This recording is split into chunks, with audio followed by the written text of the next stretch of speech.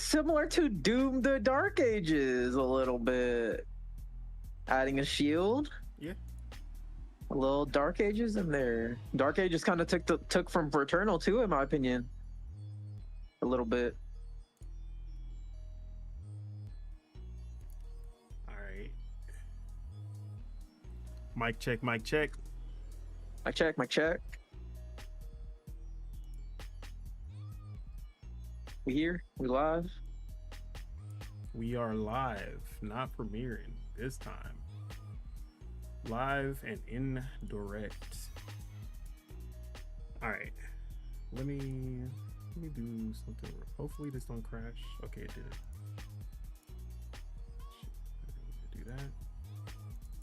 I still did not mean to do that. Give us just a second. Just a moment. Just a tad bit. Oh my god, this shit is going slow as hell.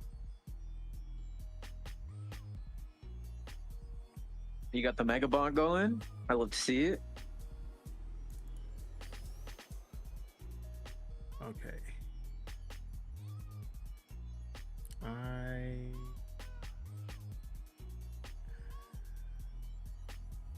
You know what? I really don't have that much. Okay, it's fine. It's fine. It's fine. Everybody calm down. All right. What it do, what it don't, what it is, and what it ain't. It's your boy, Don Otaku, aka Don Solo, aka Solo the Don, aka Solo D Swaggy, aka Soros the Don. And I'm here live with Subegels, aka Subeg, aka the Green Thumb, aka the Gaming Gardener, aka what you got for me today? AKA Mega Calcium, bruh. Let's go. And this is Dual-Wield Gaming Podcast, episode 52, live and indirect.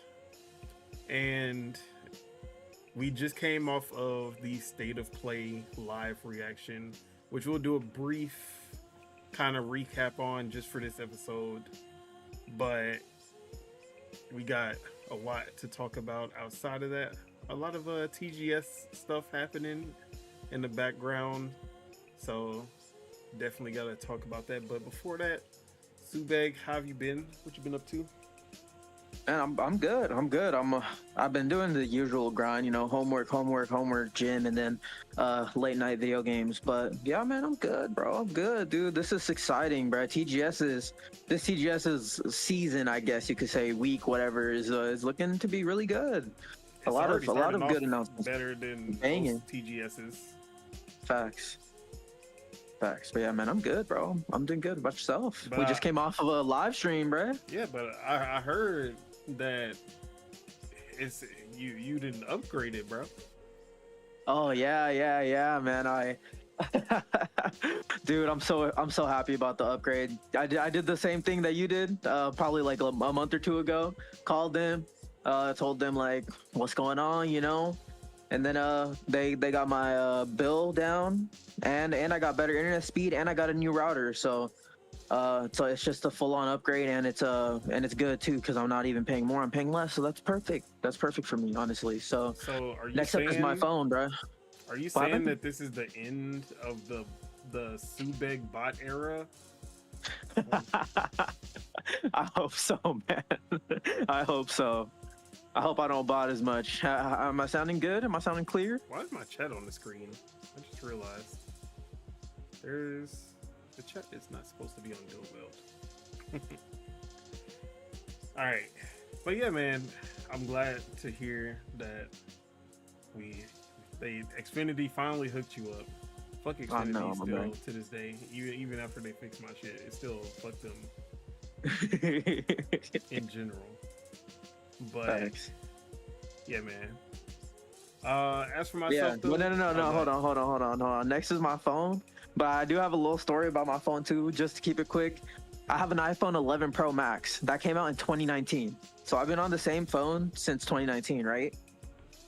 I think it was either on the 19th or the 20th of this month. I was like, fuck it, I need to update my iOS because literally apps are telling me like you just can't use them anymore. Like they're straight up telling me like, oh, you need to update your iOS because you just can't use this anymore.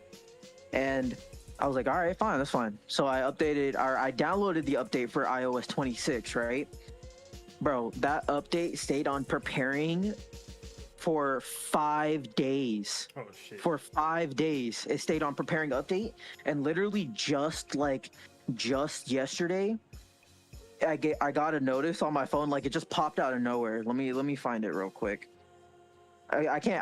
I don't know if it'll pop. Yeah, it's not gonna show it. Oh, maybe it did a little bit, but the notification literally said it's not gonna show it. But it said software update failed. An error occurred downloading iOS 26. 5 days after I initiated the update, bro. Yeah, they 5 said fucking days, bro. They gonna add a day for every year that you were skipping them updates. That's hella funny.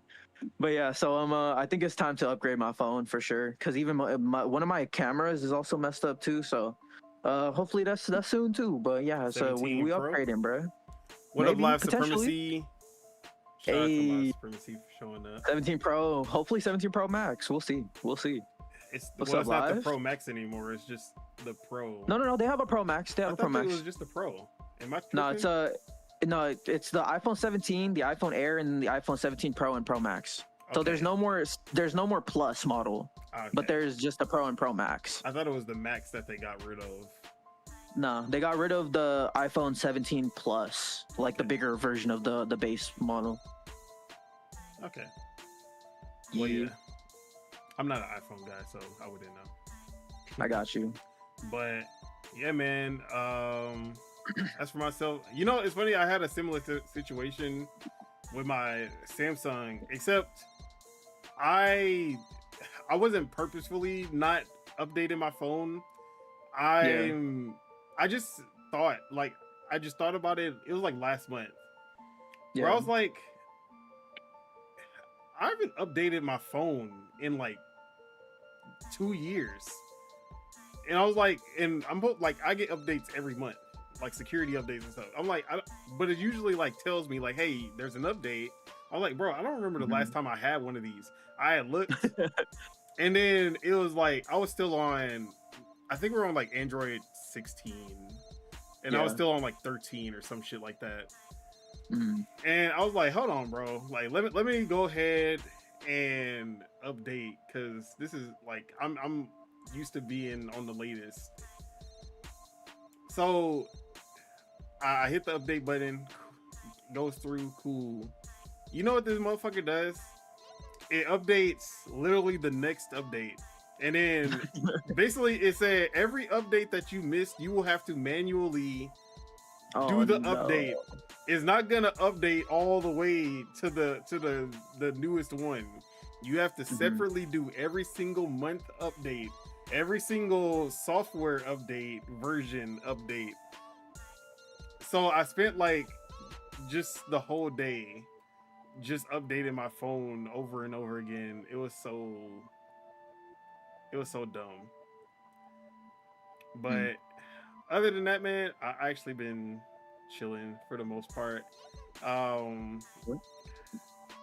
trying to finish Silk Song, and now Hades 2 is on the horizon tomorrow. And I'm like, bro, am I gonna have to cut off Silk Song? But I can't. I gotta finish it, bro. But my gaming time has also been cut back again. So it's like, does it work or what? Oh no, because my girl back. Oh, okay. That's hella funny. But I need to finish Silk Song. I'm dedicating my time to that. But there are already some games that are just like piling up, and it's calling to me. Mega Bonk is calling to me, bro. Because I'm like, oh well, I got some I got a little bit of time. Let me just throw on Megabunk when I really should And just you be just throwing play it on for like Hollow 2 Knight hours. 6 song. Yeah. I feel it.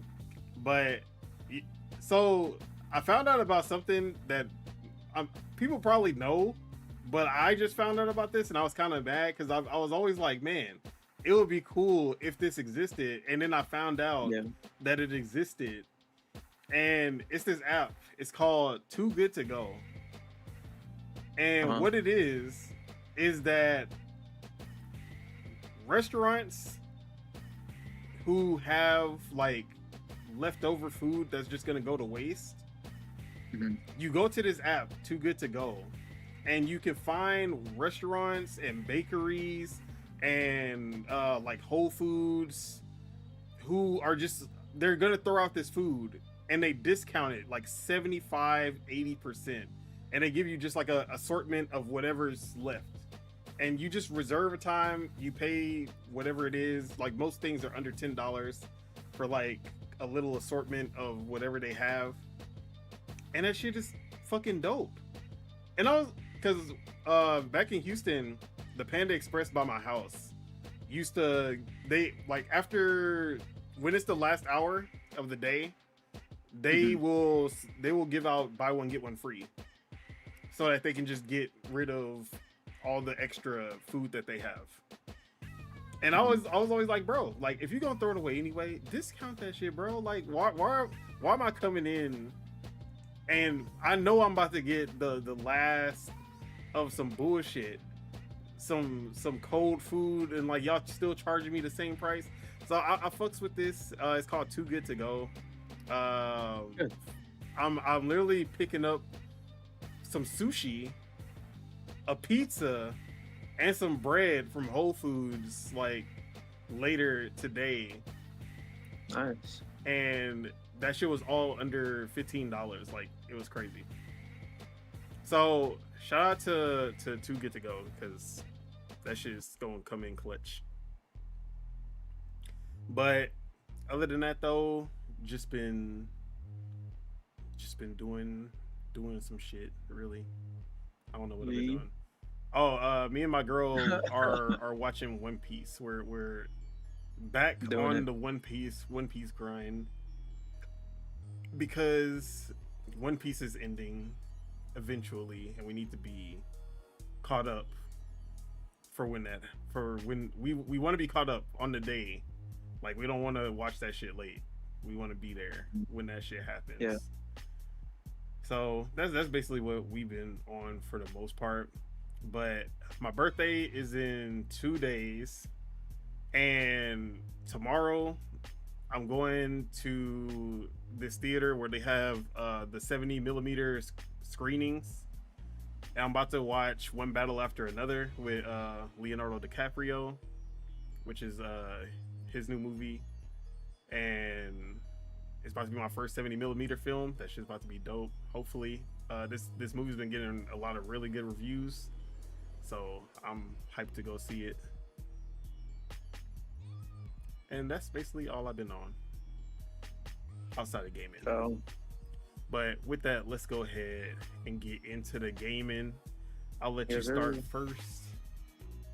Yeah, man, I still on the same stuff as last time. I have slowed down a little bit on Lost Soul side, and that's not because I'm not enjoying it, but that's because they've just been updating the heck out of the game. Like it's almost like every like 3 or 4 days, it's like boom, new update, boom, new update. Like they've actually done quite a bit of changes even from the launch. Like it's starting to get into a really, really good state. Like it was in a decent state before, but now it's like the hitches, the little graphical hitches I was experiencing on the PlayStation, they're gone. Like I haven't seen not one of them since they've updated them. And the sound effects when you're attacking and stuff, like they are a little sharper. Like it's not too big of a difference. Like it does still just sound like a generic slashing sound, but it sounds like they did a little tweaking to it just to make it sound a little bit better. But I'm still enjoying it. But really the big game that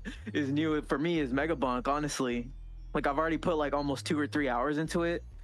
It's so fun, man. Pick up and play. I I just unlocked the skeleton guy with the skateboard, so he has such a strong like first weapon. I can't wait to And then get his to the speed point where boost I'm is so good. yeah, exactly. And then when you're jumping around, he's doing tricks and stuff, and you can like flick around the thing. Oh man, it's amazing. For it being like a vampire survivors like, it's so good, and it is very almost unashamedly vampire survivors, but it's But cool though also, because it has a little. but like the best part is that it's also unashamedly Risk of Rain too. Right, exactly, yeah. I love it, man. It's such a good game, dude. I was streaming it to my boy last night on the Discord, and I was showing it. I was like, let me put you on to some. I did this with Basketball Classic too, like a few weeks ago. I put this on. He thought it was gonna be something completely different, and he was literally sitting there watching it. Like he was like, bro, I really want to play this game now. Like it's just that like type of addicting. Like you pick it up, you just want to keep on playing it. Yeah, bro. And the sad part is, I've already put 13 hours into this game, and that could have been time with me finishing Hollow Knight Silk Song. That's hella funny. 13 hours is crazy. How long does it take to unlock like the 3 or 4 weapons at a time?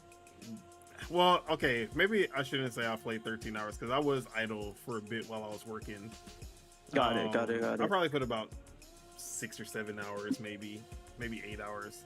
And I still do not have my 3rd slot. But in the demo, it took like an hour. Like, so I guess they slowed down progression a little bit. Sure. But I'm still waiting to get that 3rd slot because I need that shit ASAP. That's funny.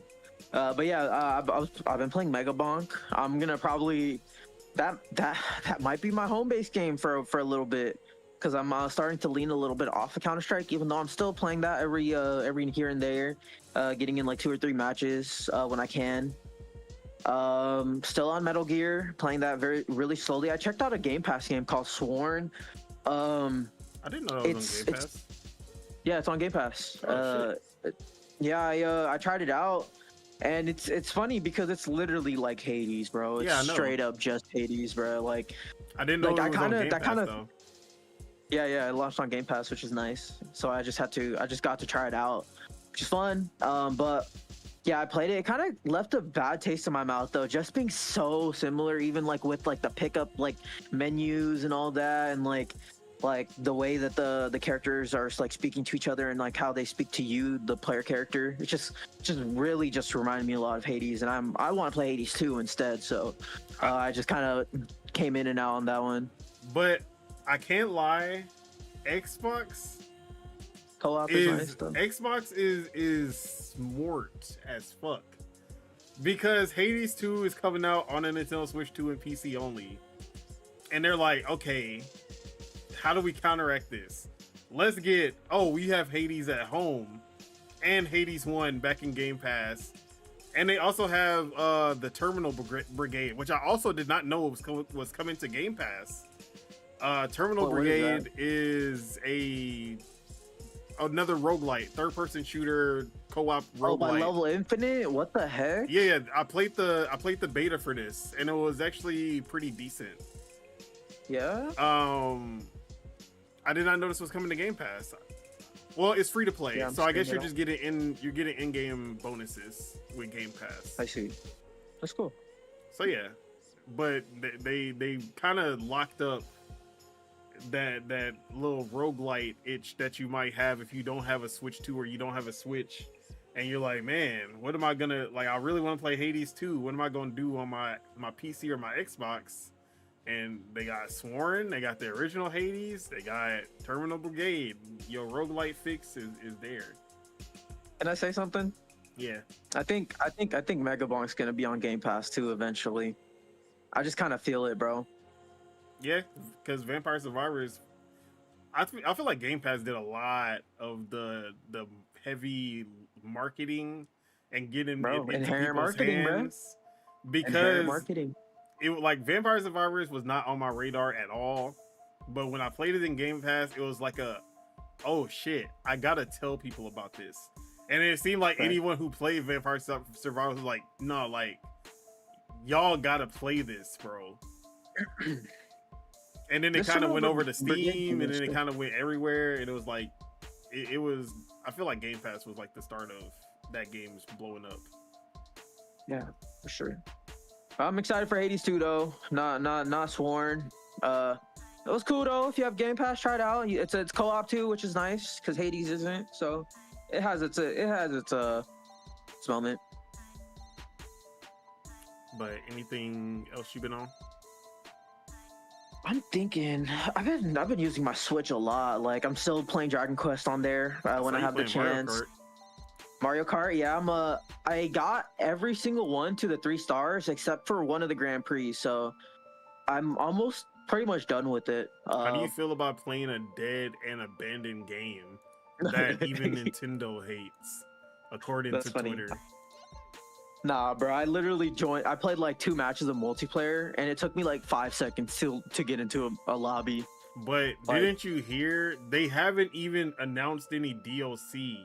And it's been 3 months. Like, can you believe a game being out for 3 months and not having DLC scheduled, even though it only took Mario Kart 8 6 months just to get the announcement of DLC? Like, come on, we need to address this. That's hella funny.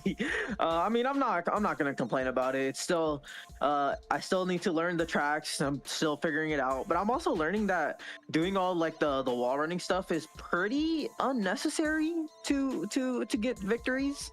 You can kind of just get you can get victories just by regular racing, doing drifts, stuff like that. It is really important to do the stand in place drift though, the jump drift. That's really important to do, especially if like there's a shell, or if you see, yeah, like you can jump over a shell, like not a red shell obviously, but like a green shell. You can jump over that. You can bounce off of like other vehicles that are on the road, or you can even bounce off of the other enemy racers and stuff. But yeah, man, I've been playing that. I've been playing Dragon Quest 3 still. Loving it, bro. That game is so cozy. I literally play that game for like 15-20 minutes in bed and just fall asleep, bro. Like it's such a nice wind down and just chill type of game. Been using my the Switch in handheld a lot because of the Genki case, so it's really comfortable to hold. It's really nice. It feels really good in the hand. I was comparing it to the Steam Deck because I have the Kill Switch on the Steam Deck, right? And I have the Genki case on the Switch too. So I was comparing it, and I'm like, dude, the Switch 2 just feels so much better. It's so much lighter too, even with the case on. But yeah, man, Splatoon, been killing it in Splatoon. I finally found my weapon that I'm gonna use. Which one? It's I think it's called the Splatomatic or something like that. That's one of my favorites, one is. Yeah, it's really good. It has the really good secondary fire and has the really good ultimate too, where you like pounding on the floor. Okay, you got the same exact one that I used in. Yeah, that one is really good. I think the other one that's good is like it's an assault rifle too, but it has, I don't like the alternate fire of it, like the one where it's like you have to fill up the ink gauge like halfway through to like throw out the thing. It's like the grenade or alternate grenade thing. I don't like that one for that second weapon, but I really like the Splatomatic though. That one's really good. But yeah, that's really it, to be honest. I usually go with the arrow spray or the Splatomatic. And then every now and then, if I just want to go for kills, I'll use a blaster. Yeah. I'm starting to learn more tactics with that game, you know, like ink up something so you can actually have like a retreat, you know? Like you can have like a retreat pathway for your ink and stuff. It's actually requires a lot of skill and teamwork to be good. Yes, sir. But it's been a while since I've been on Splatoon. I don't know if I'll. It's definitely one I'll pick up every now and then. I'm just like, yeah, bro. I remember why I love this game, and then I play like 4 matches, and I'm like, yeah, now I remember why I got off this game. It's everyone else, man. You can't control everyone else, you know. Sucks. But I'm actually I didn't talk about this last week. Yeah. But I was actually disappointed that Splatoon Raiders wasn't showing off. Yeah. But it is what it is. But as for myself, as you can see on the screen, Mega Bonk. The game, like Subeg just said, is Vampire Survivors X Risk of Rain 2, and it's amazing. If you're a Vampire Survivors fan, check it out. never played Vampire Survivors, what are you doing? But if you haven't played Vampire Survivors, you can check this out and then go back to Vampire Survivors, because unlike all the other Vampire Survivors clones, this isn't a if you've played one, you've played them all type of game. Like, Vampire Survivors is, every time I play another Survivors, because I did play Deep Rock Galactic Survivor, and I was like, okay, but I would rather just play Vampire Survivors, honestly. Like, Megabonk is the only one that doesn't make me feel that way. Mm-hmm. But play Megabonk. That's it. Facts. Other than that, though, Hollow Knight Silk Song, I played some more. I got the zip, the zip with the drip. I got the, what is it called? I got the little grapple hook thingy, which is good. The one that like flings you? Yeah, you like throw the rope and then you zip to the rope, and you can grab onto the rings around the map. So yeah, finally I'm down to my last, I think that's the last one before the double jump, and then that's the end of the traversal upgrades.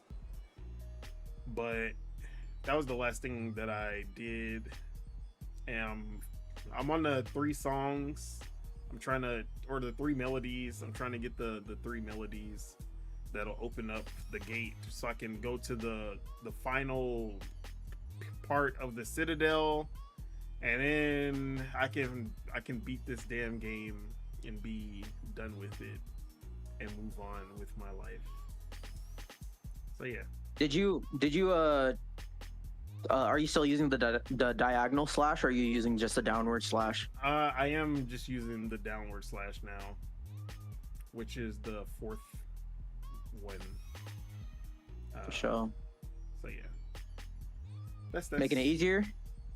I mean, I got used to. I've basically just got used to whichever one I was using. I think the only one that gave me the most trouble was the beast one that just did like a rolling attack, which was super weird and was not anywhere. It was the most like abnormal out of all of them. But even I got used to like platforming with that one. It just takes a little bit more readjusting. Yeah. But yeah, I really haven't been switching like once I got the last one. I mean, basically it's just been once I get it, I just don't switch my crests until I get another one. So I just been sticking with this one. But yeah, that's basically it. Just been those 2 and Skate. Always playing Skate. I need to check out Skate, bro. It's a lot of fun. It's definitely turn your brain off and just have some fun. But yeah, haven't had too much time to come back to it now. But when I do have some free time, I definitely just want to chill and turn on Skate. But Megabonk has kind of been my turn off the brain game also, so it's been kind of replacing it. So yeah, that's basically the 3 games that I've been on. But with that, let's go ahead and get into it. Let's talk about, actually no, before that, I got 2 on the radars to talk about. What the hell are you doing? My dog is being weird. All right. Let's see. I want to.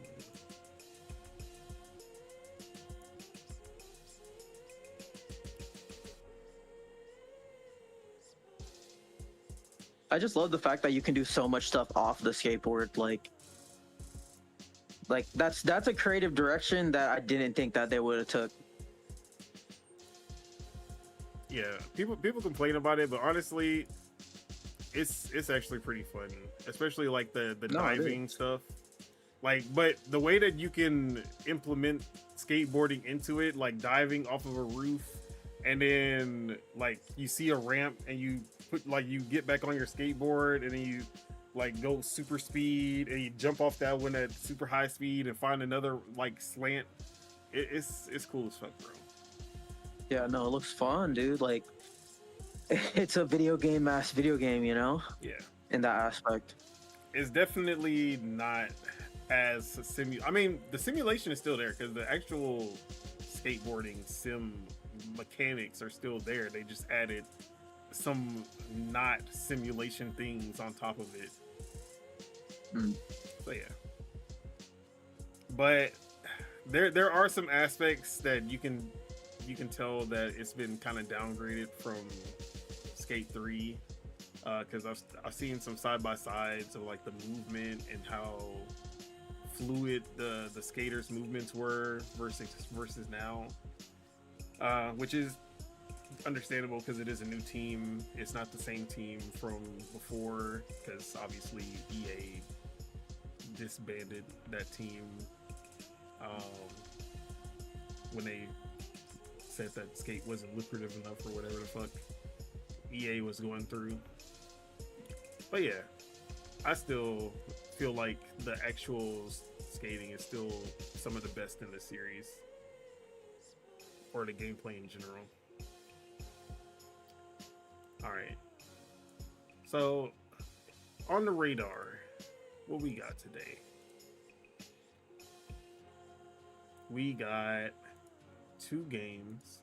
One of them is called Might Rhea, and this is a aerial action combat game, anime graphics. It literally looks like a Dragon Ball Z game, the way that it's kind of playing out.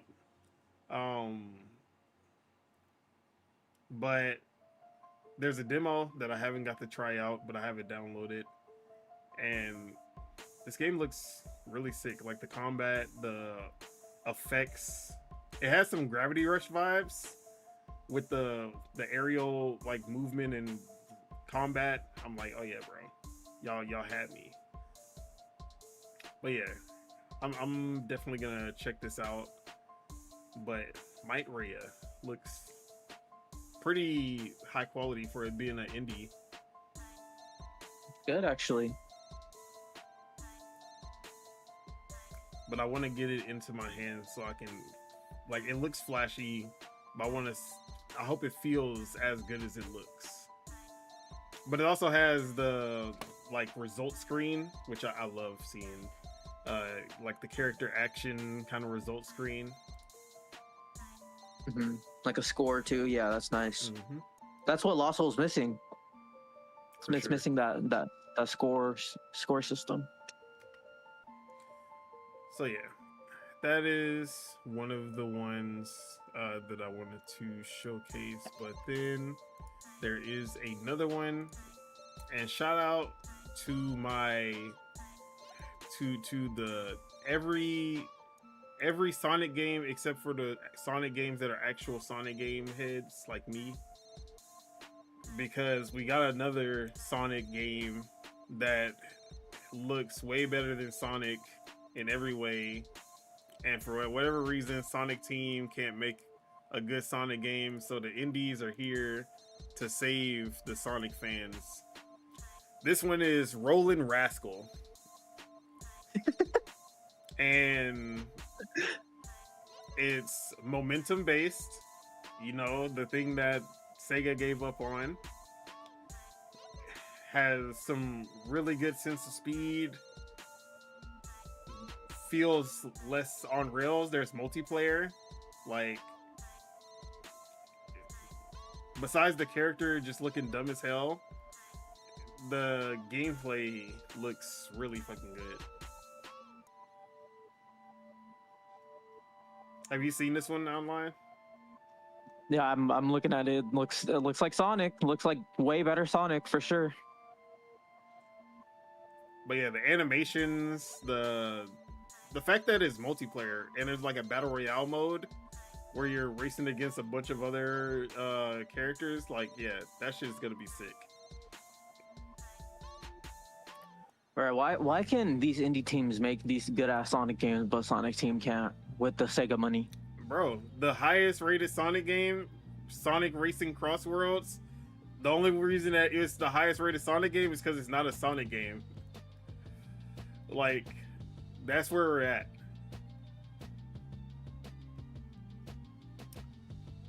Damn. But the one thing that Roland Rascal would not be able to beat Sonic in is that soundtrack. His music. Yeah, Yep. that soundtrack. It's never gonna get to that. But yeah, man, Sonic Team just needs to be composers for everybody else and stop making games. That's all I'm gonna say. Bring them composers to Yakuza or something, or to Persona. Persona already got some good ass music. Yeah, Yakuza could use some better music for sure. Yeah, get the Sonic Team composers over to Yakuza. This band Sonic Team, go pick up some random ROM hackers on the street, and they will make Go pick up for bras. They will make the best Sonic game for you, Sega. Which one would you rather have? Would you rather have Fabraz making next Banjo or next Sonic? I would definitely take Sonic over fucking Banjo, because at least Sonic has appeal. Banjo has zero swag, zero appeal, no reason to exist whatsoever. I said it. All right, but that's all I have for On the Radar. Any indies stick out to you? Oh yeah, I did want to say one of the indie games that I showcased in On the Radar before is going into early access in October. Geno Kids, Nice. which was the character action game with the 4 characters that you can switch between. Going into early access next month. Nice. Check that one out, Geno Kids. That one was really good. Yeah. But other than that, nothing from you. Nah, I don't got anything. Nothing off top of my head for sure. Alright. I ain't gonna say Ghost of Yote. My favorite indie, Ghost of Yote. Or Hades 2. None of that. But with that, let's get into some of this news, or I guess we'll just start with what we just got off of the state of play. Which, if you want our full thoughts, you can check that out after Dual-Wield on the channel. But I will go ahead and say it is the best state of play that of this generation. Honestly, it's at least the best since 2021 with the showcase where they showed off Ragnarok, Forbidden West, Spider-Man 2, Wolverine, Ratchet and Clank, Rift Apart. Like that was the last good one. And since then, state of plays have been the laughing stock, literal laughing stock, because they have been just that ass. But whatever, I don't know what happened. Sony said, "Not today, Satan," and they got somebody to put together, and like they put together a well-paced, great games all around. No fugazi shit, no baby steps, no concords, just straight up like good shit throughout the whole thing. I was like, bro, this is state of play? I don't remember state of plays hitting like this. But they started it off right. Started off amazingly, actually. Sorrows, the game that single-handedly is making me regret selling my PS5. because having to wait that year for that don't hurt. But it's all good. I'll hold off. I'll wait the year, and when it comes to PC, it'll be day one.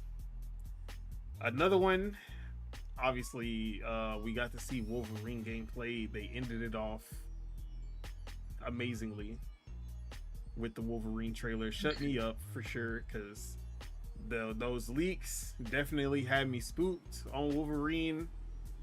But it seems either they kind of say, you know what, maybe we need to move away from this stuff, because we see people already upset at maybe it was a controlled leak. No, it was not a controlled leak, but but maybe they took the feedback from what people were saying about the gameplay, saying, why the fuck is Wolverine in trees in stealth sections? Why is Wolverine throwing knives at people? And they were like, you know what? We gotta take all that shit out, and we just gonna go straight up fisticuffs where Wolverine should be. And that gameplay looked fucking sick. I loved everything about that trailer.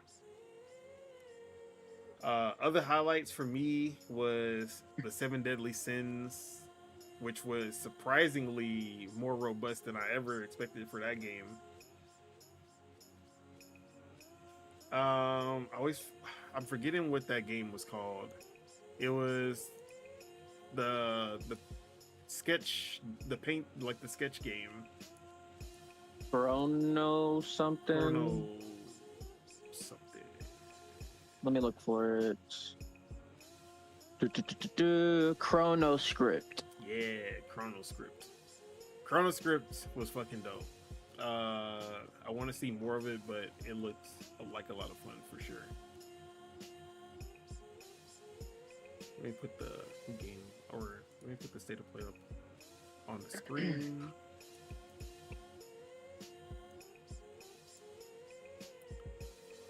So yeah, Chrono Script was around here.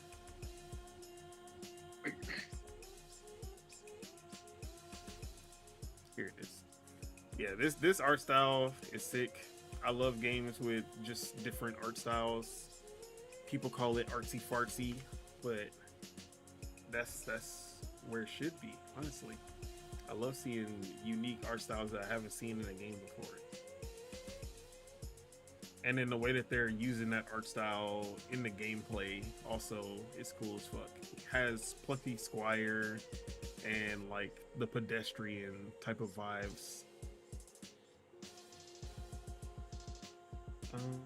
What else was there during the direct?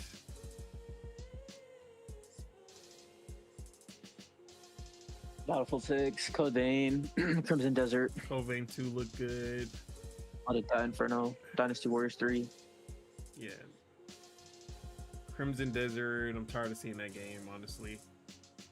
Neo 3. Yeah. Like, for the most part, I will say most of these games aren't for me, but I feel like they showed well and they were paced well. And that's why I like this show, even though I don't think I'm gonna like. I like the show better than I like the Nintendo Direct, even though the Nintendo Direct had more games for me that I feel like I would pick up day one. But I just feel like the showcase of what they showed and the like pacing of everything was just so good. But Saros and Wolverine definitely like making me miss my PS5 just for a little bit. Chrono Script looked really good. The 7 Deadly Sins looked good, and that's probably the games that I was most excited for. Zero Parade also looked really good. Like, I didn't play Disco Elysium yet, but Zero Parade is looking pretty fun also. Nice. So I'll say that's the 5 that really stood out to me. And as far as the full show, I gave it an 8 out of 10. I'll say it's the same as the Nintendo Direct. Just same score, just they have different strengths and different weaknesses. I'll say the low points for me was the speakers, controller, GT7 update little stretch that they had. I feel like that stretch wasn't the best. But it was like a small, I mean, it was a short, like it was 40 minutes, I guess. So that little stretch being like 8 minutes isn't too crucial, I guess. But that's basically where I'm at with it. How'd you feel about the state of play? Yeah, I thought it was really good. I thought it was great. It was nice seeing a lot of these games actually. The release dates, I think that's the most important thing. That's the thing I'm gonna harp on, or that's the thing that I'm gonna praise actually, is the release dates. Everything having at least like a fall or an exact date. Like Wolverine got the fall, but like Saros got the date. You know, I really like that. I really like that. They did really good with that, and they showed probably their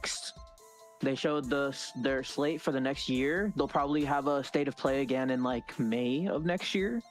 I mean, they to show off the rest of the year. Also, they usually do one in the beginning, right? Yeah, they do 3 just like Nintendo does. So I'm excited though. This was really good. Not counting the standalone game directs or a standalone. Yeah, I got you. So yeah. Yeah, the dedicated directs for the games. Yeah, man, this was really good.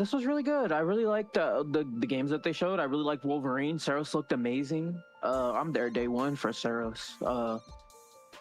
The Zaum game looked really cool. Let It Die actually, that game kind of surprised me. I thought the gameplay looked really good for that. I'm not getting hyped. Sonic Racing got Mega Man. That looked fun. Last Epoch getting a console port, it looked cool. Neo 3 getting a date. Look, this was really good. I really liked it. A lot of games that spoke to me, honestly. So, what was like your highlights and then your score?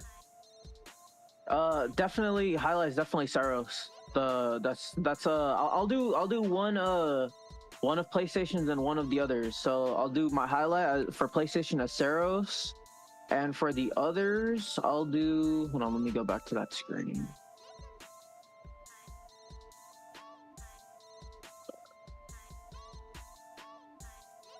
And then for the others, I'll say Crimson Desert. I'm looking super forward to that. All right. But did you say your score already? Dude, I'm still between 8.5 or 9. I'm gonna say 8.5. I'll just go with 8.5 for this one. All right. So yeah, we just going through this real quick, but like I said, we did a full live stream. So if you want our full thoughts, you can check that out after the show for the state of play. See our reactions to the news, to what happened. But yeah. We just got some breaking news for the Fire Emblem fans, because a new Fire Emblem game just shadow dropped. Fire Emblem Shadows shadow drop, and of course it's a mobile game. But if you, I don't know anything about it, but Fire Emblem Heroes is actually pretty good for a mobile game. Like, it captures what Fire Emblem is in a like a very small kind of setup. So I'm actually kind of interested in trying out this Fire Emblem Shadows that just shadow dropped. It does look like it is more closer to a console release than like Fire Emblem Heroes that felt very chibi, felt very mobile. But yeah, that's Fire Emblem Shadows. No kind of, okay, we got some screenshots. Okay, yeah, it looks a lot better than Fire Emblem Heroes for sure.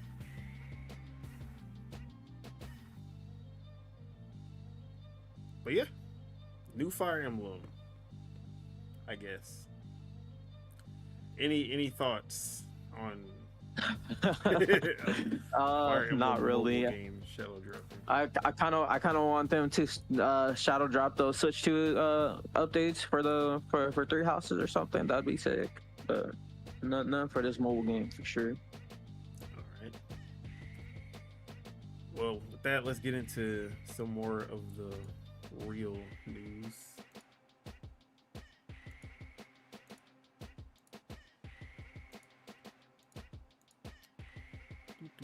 All right, staying on the topic of showcases, let's talk about the RGG Direct that happened, because I was actually kind of excited about it. We knew that Yakuza Kiwami 3 was gonna be there, but I was also like, yeah, bro, they got Virtual Fighter in the cut. You know, they also got Stranger Than Heaven in the cut. Is go, you know what I mean? They got a lot to show, bro. And 24 and they showed a bunch of shit you don't care about. 4 minutes wasted. 24 minutes completely and utterly wasted. Count your days, RGG. Count your fucking days, RGG.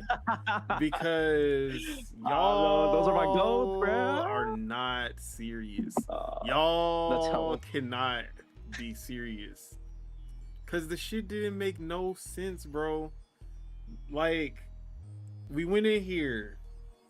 Okay, we starting off with Yakuza Kiwami 3.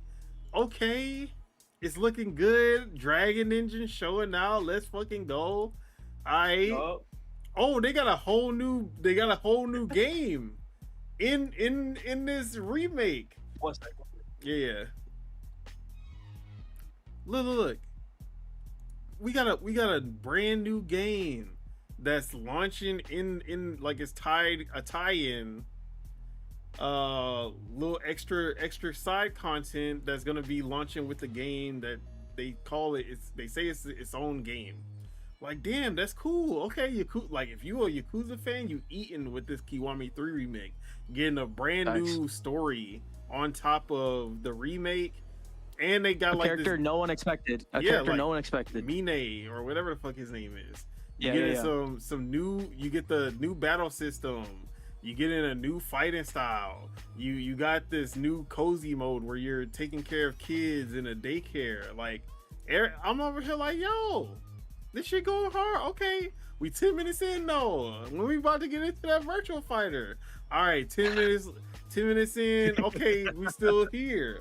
We still talking about Yakuza Kiwami 3. That's crazy. Okay, they got a lot to show. Like, oh, it's over. No, now they about to talk about Dark Ties, which is the new game that's tied to Yakuza 3. And then I'm like, okay, they can't spend more than like 2 minutes on this, right? Then, bro, another 15 minutes later, they still on Dark Ties. I'm like, yo, it's a 27-minute direct. What's going on? We got 5 minutes left. Y'all gonna show Virtual Fighter for just 5 minutes? I'm talking about this remake for 22 minutes, and then these motherfuckers start talking about a live action drama in the Yakuza universe. We still on Yakuza? And then the show ends. It ends. I'm like, yo, I got played. I was played. They wasted 25 minutes of my time. And then Stranger Than Heaven pops up out of the, oh, Stranger Than Heaven, let's go. We're here. Bro, it's a fucking music video. Everything's behind the scenes. We don't even get to see direct footage of the games. Everything is the behind the scenes look. Why the fuck did y'all show up? Why did you show up? That's hella funny. I wanted to give these motherfuckers a chance. I wanted to be happy for RGG. I was like, yo, you know, I'm not the biggest Yakuza guy, but I love Virtual Fighter. I love what y'all doing with that virtual fighter, Stranger to Heaven. That shit look dope as hell. What else y'all? If y'all got something else cooking that's not Yakuza, I'm here for it. Y'all spent 25 minutes on Yakuza and then gave me a 2-minute and 30-second behind the scenes look of developers of Stranger to Heaven and barely any actual Stranger to Heaven. Count your fucking days, Sega. Count your fucking days, RGG. Count your fucking days, Atlas, because y'all are getting a count your days by association. So that was my reaction to this. But I know you were looking forward to Yakuza Kiwami 3. So take it away. How is you feeling about the showcase? Yeah, I see, like I'm a more newer Yakuza fan, so it's like I kind of like modern RGG more than like what they used to be, you know, especially back when they were like putting out Yakuza 3 back in like the PS3 days. Like they were cool back then, and like I knew about them and I knew about the Yakuza games, but I didn't really get into them until like late Nagoshi period, early transition to like the Dragon stuff in like the 2019, 2020, 2021. But I thought they cooked, man. I thought they cooked with the Yakuza 3 and the side story that they added in there, the Mine stuff. I was really happy with it, even though they changed a lot of the character models and stuff. So this kind of tells me that they are just gonna do all of them. I think they'll do a Kiwami 4, Kiwami 5. 6 doesn't need it. 6 is fine. It's already on the Dragon engine and already at 60 FPS, I think. On at least, I think it has an FPS boost. I don't think it's 60 FPS just on the base consoles though, on the PS4 and the Xbox One. But on the series, if you have a series, I think it has FPS boost. But what's it called? Yeah, man, I was happy with it. I thought it looked good. I was really, I thought the combat definitely looked like an upgrade from Kiwami 2 and the Judgment games. And even like a Dragon, Pirate Yakuza, that one. I thought the combat looked a little bit better than that too. A lot of emphasis on the hits and stuff like that. Switching styles, having multiple different options to play with and stuff. I liked it, man. I thought it was fun.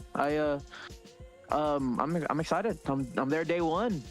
We'll see how it runs on the Switch too.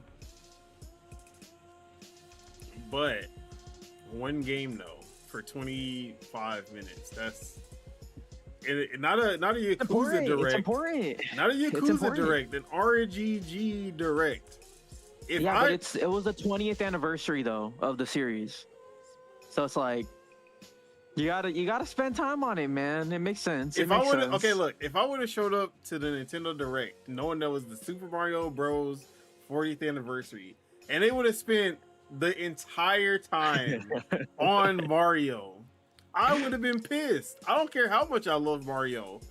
I do not want to see Mario for 1 hour. And if you tell me that it's going to be a 27-minute direct for RGG games, not Yakuza, I'm going to be mad when I find out that the Yakuza is the only game here.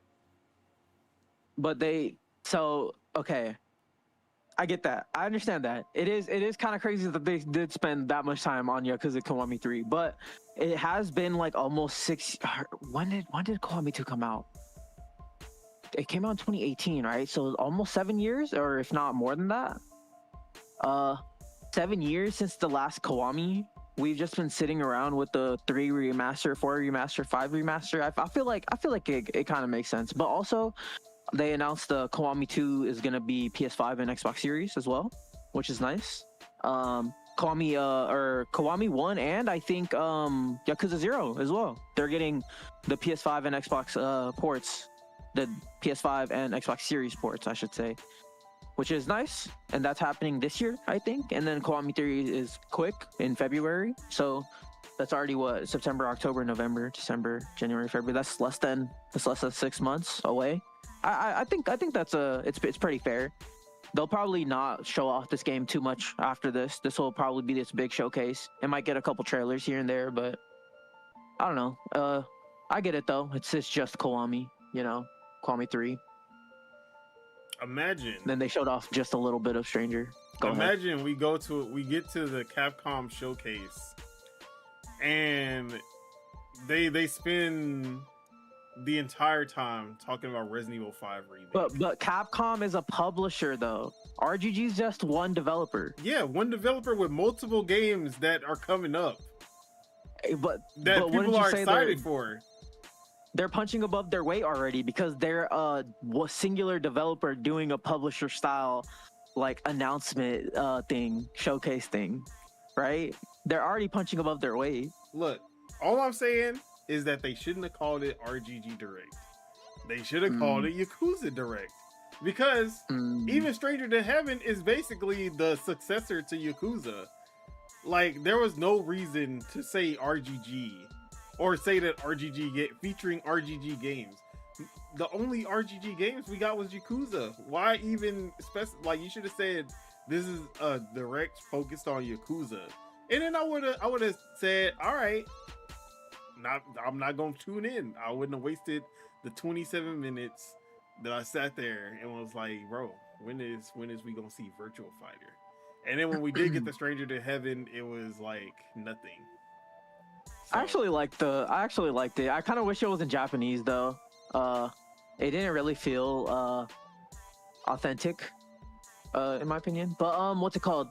I was surprised that there wasn't a teaser for the next mainline Yakuza, because we know they're working on it, but it's like I was kind of surprised about that. Like, at least like maybe a little bit, but maybe that could be like a Game Awards thing, potentially, or maybe that they could do it at an Xbox thing as well. I wouldn't be surprised. But I liked it though. I liked it. You know, it felt real because it was like it felt old school almost in the fact that it was like the Japanese speakers, but then they had like the translation in the back. They had like the people translating their words. So in that sense, it kind of felt like the old school what's it called, showcases. And I like that they actually brought out the actors for the roles for all the games and like the TV show or the movie thing that they're doing, which I couldn't. It's a TV show, right? That they showed off. Yeah, TV show drama. That's and what they call it.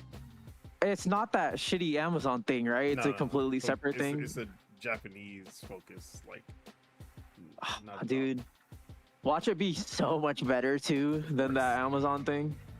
I'm actually kind of I'm intrigued about it because the actors seem like they were really like proud to be like representing those roles, you know. But I mean, obviously, because Japanese culture, they're very prideful and proud of that shit. But yeah, man, I was happy with it. There's a new Onimusha trailer on on PlayStation. What the heck? Why wasn't that at the State of Play? It was just, I think it was just Capcom, because Capcom did a bunch of announcements, which we'll talk about. Bro, Tokyo Game Show. Yeah. Bro, I need to keep my eyes on Twitter because anything could pop off, honestly, right now. We'll be talking about one of them Capcom announcements soon, so don't worry. For sure. But yeah, but RGG, you know, keep doing your thing, man. You guys are one fucking team doing, well, obviously one team with so many people, but they're one team doing so much. They do Yakuza, now they're doing Stranger Than Heaven. They do the mainline series. They're doing the brawler stuff. They're doing remakes, mini games, all that shit, man. They're cooking over there. Yeah, they need to stop cooking fucking directs. Don't cook no more directs. Don't ever watch a summit, bro. I'm telling you, don't watch it. Don't ever watch like their like interstitial shows. Those are worse. The last one I watched, I felt like I wasted my time watching that because it was pretty much them talking about why they didn't end up remaking some of their games, you know. And then like it ended with, oh, but we do have something special. And then everyone's like, oh yeah, of course they're doing Kiwami 3 after that. Honestly, I kind of knew that they were doing Kiwami 3 when Kiwami 2 got announced on the Switch 2. At that point, I was like, oh yeah, I think they're doing it. But yeah, man, I liked it. This is a long time coming, so it was a nice fulfilling moment for long-time fans, or at least like people that even got into it in like 2019, 2020 before it came to like Xbox, you know. for those, and even the people that got an Xbox. The only way I'm playing through the previous Yakuza games, no matter how many remakes they do, they remake 1 through 6. I'm not touching them motherfuckers until they add if I can play through all 6 of them games in turn-based, that is the only way that I will revisit the old Yakuza games. If it's not turn-based, I'm not playing that shit. Just me, because I do not like that solid gameplay at all. But Stranger Than Heaven, though. Yeah, that's different because it's not the Yakuza. It's more for sure. More. I just don't think you like Yakuza, bro. I love Yakuza like a dragon. And when I play Infinite Wealth, I will love Infinite Wealth because I know what it is. It's a continuation. You give it a chance, man. Give it a chance. I did give it a chance. That fucking Kiwami shit was ass. Which one did you play? Kiwami. Bro, I'm telling you, that's the worst one. That's the worst one. That's not even on Dragon Engine. Oh, well. They should have did a better my job. God. Bro, that's the first game too, bro. The first game is not that good in my opinion. The low key, the rest of the games are way better. I was interested in the story. I just didn't like the gameplay. Bruh, you picked the like the worst one too, in my opinion. It's the first game. They should have did a better job with the remake. You play it. No, the first game is Yakuza 0, bro. No, I'm playing 0. I'll stand on that, bro. I'm playing 0 when I finish the series. When I get this to 6, because that's the order that it came out. Release order. Oh my! But you're not gonna do that though. Exactly. So. Oh my god. Bro, you should get it on Switch too. RGG, count your days, and everyone involved. Man, I tried. All right, let's move on. So the last showcase that we got a chance to see during the TGS is one that probably got the most pop off, I guess, before the state of play, because we got a little bit more than what I was expecting to see here. Honestly, I thought that we were just going to see this motherfucker just talk. I mean, I guess he did, because it was like 2 hours and 40 minutes or some shit like that. Let me see. How long was it actually? I gotta see, because I just saw the announcements afterwards.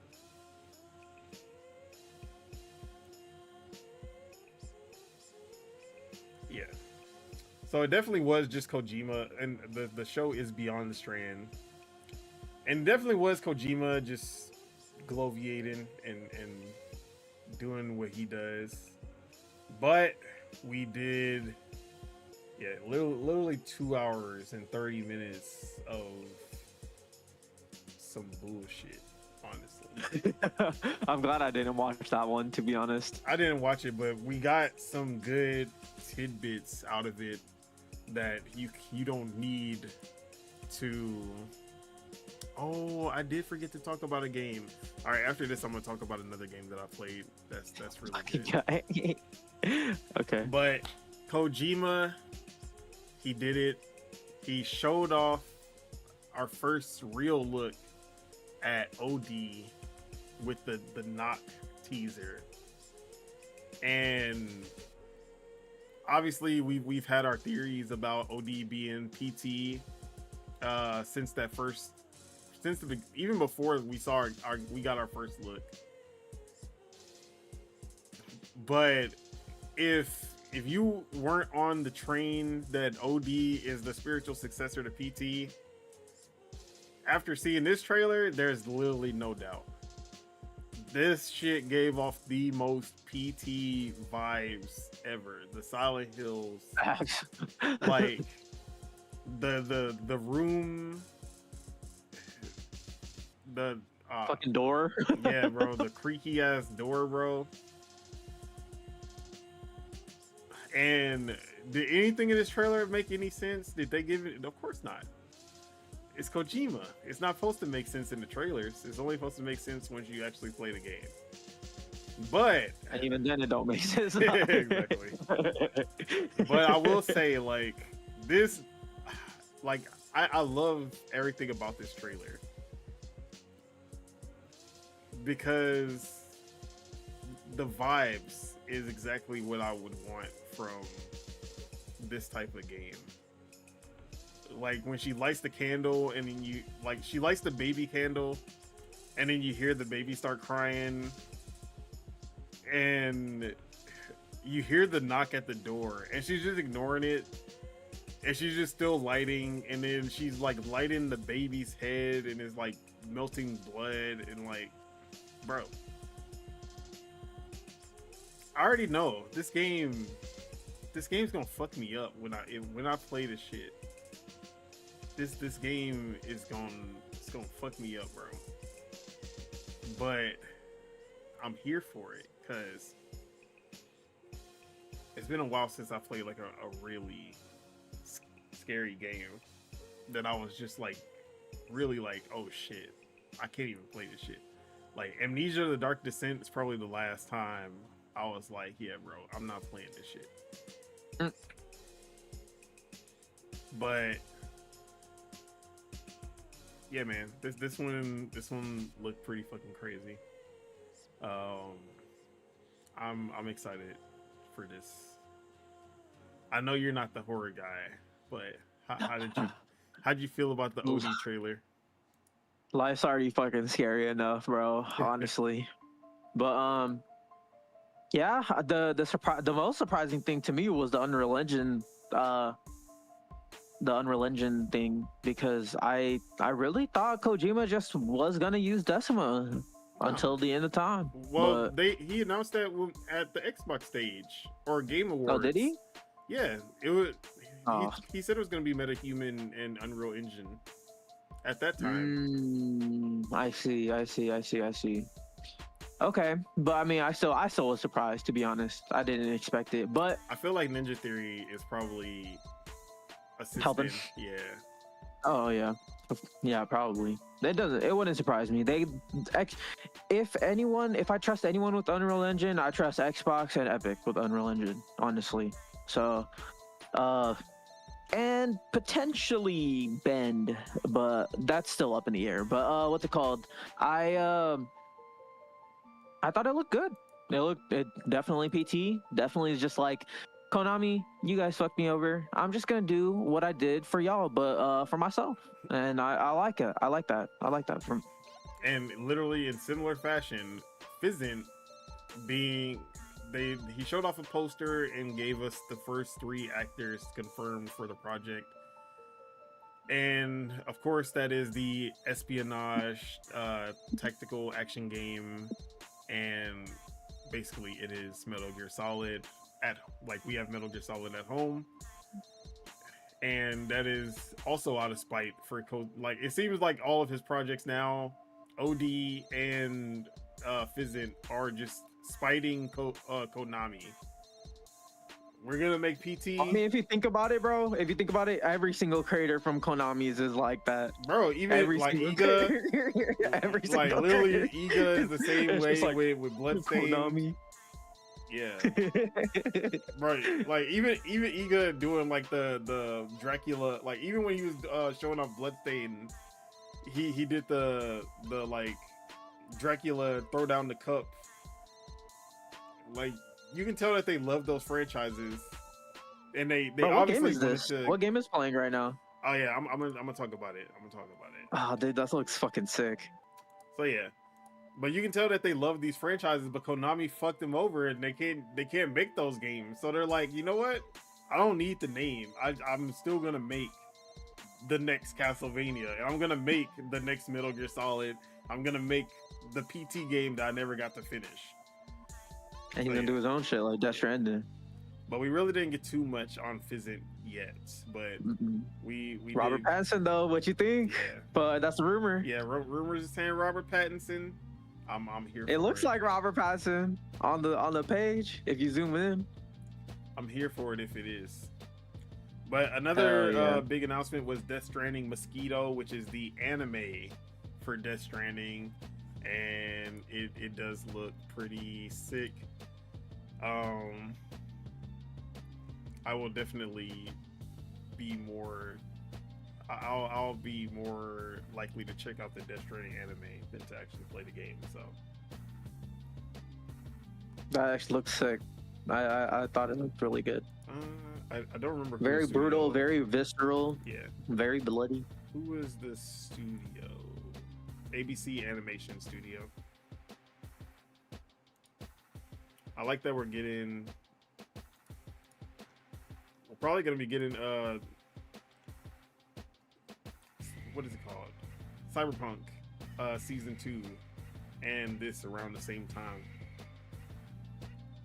But this is gonna be a film, not a series. So it's gonna be probably in theaters, most likely. But I thought the trailer looked pretty good. I like the animation style, a little 3D, but not like cel-shaded 3D looking kind of animation. I'm usually not a fan of it, but when they do it right, it can look really good. For sure. But yeah, other than that, he literally just was talking some bullshit for the most part. So, but that was like the big announcements to come out of the Kojima, whatever the fuck, Beyond the Strand. But if you take out the 2 hours and 30 minutes of literal bloviating, I think the announcements that we did get was better than I expected, at least. I think that OD trailer really did some it really got people talking for sure. And having that Xbox logo always looks good for Xbox to have a game that will be big in the conversation when it comes out.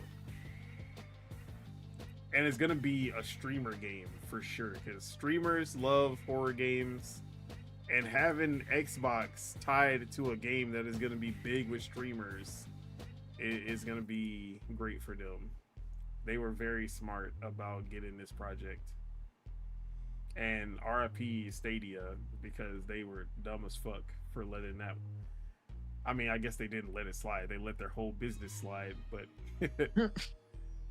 Yeah, they had Kojima, man. They had literally, it's crazy because it's like yeah, maybe like his games don't sell like the greatest, like Death Stranding 1 and 2, but like people come, they show up, dude. Like at least it gets people talking at the very least. I'm guessing the Metal Gear Solid game is his best selling. Or maybe Death Stranding 1. Let's see, best selling. But it's just smart to partner with Kojima, because it's like he just gets people talking, you know. He gets the people Metal moving. Gear Solid 2 was about 7.5 million. Death Stranding has hit 10 million, right? I would think. I think I know the player count, but I don't know the sales, to be honest. The player count's like over 20 because it's even on iOS and shit.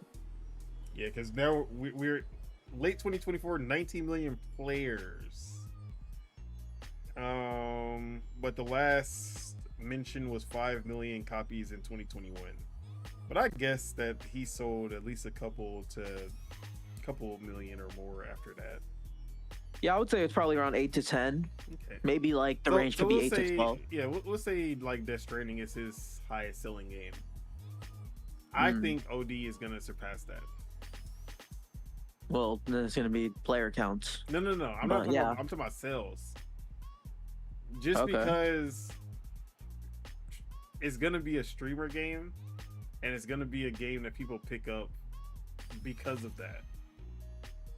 And I think, like, obviously there are gonna be a lot of people who played in Game Pass, but I feel like that's not gonna be the majority for this type of game. Kind of like how Power World was picked up more on Steam than it was like people playing it in Game Pass. Mm-hmm. but I think it might end up being his best-selling game. Sure. And depending on how Fizzant comes out, that could probably top that even more. Bro, Fizzit's gonna be sick, bro. Oh, I'm not gonna get hyped for a Kojima game that I haven't seen yet. Oh, I'm gonna get hyped for it, bro. That's gonna be game of the year. That game comes out, bro. Knowing Kojima, he gonna do some bullshit. Bro, imagine that's gonna be the game that launches next to Horizon Zero Dawn 3 or whatever. That'd be crazy. But that was all the showcases from TGS, or at least like full-on shows from TGS that I've seen. I haven't seen too much more. But like you said, Capcom also was putting out some information from TGS, although they didn't have like a real showcase. We got a bigger, like a extended trailer for Mega Man Star Force Collection. We got another trailer for Onimusha. They showed off the Monster Hunter Final Fantasy 14 Online. But there was one more thing that they showed off, and they finally did it, bro. Or I shouldn't say they finally did it, but Ace Attorney got an announcement. It was like, yo, Ace Attorney, it's happening. It was not happening, bro. These motherfuckers updated the first Ace Attorney trilogy to add more languages, episode selection, gallery mode, and now you can have Japanese voice with English subtitles, or vice versa. And that was it for Ace Attorney. These motherfuckers will literally do everything. They gonna milk as much as they can. They literally have released every Ace Attorney game that has ever existed. Whether it was Japan only, whether like all of it is here. They've done it. All of them are here. And they still found a way to not to give us something that isn't Ace Attorney 7. Count your days, Capcom. That's all I'm here. That's the theme of TGS, because y'all need to count y'all days. But other than that,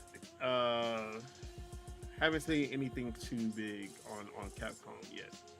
But that's basically TGS in a nutshell. So quick aside, the game that I am playing on the screen that I forgot to talk about, I'm playing the demo for Alabaster Dawn. And if you know Alabaster Dawn, that is the game from the creators of Crosscode, their new game. And it is actually pretty fucking amazing. It has the combat of Crosscode, but just a lot more advanced. Like, they improved on it so much from Crosscode. But Crosscode was an amazing game. But it literally, my only gripe with Crosscode was that the story and the characters were just not that good. From the jump, 100 times better story. From the first moments, like, already invested in the story. The opening scene of this game is top tier. And the fluidity of the pixel animation, even the way that they actually like animate the cutscenes in game, instead of like they have the faces pop up, but they actually do a lot of animating the characters in the cutscene, and not just really light movements like that you usually see in these type of games, like fully animated. I was like, oh, bro, like, they are going hard with this game, bro. Some of the Yeah, this looks best great. pixel art, like the fluidity of the pixel art is so good.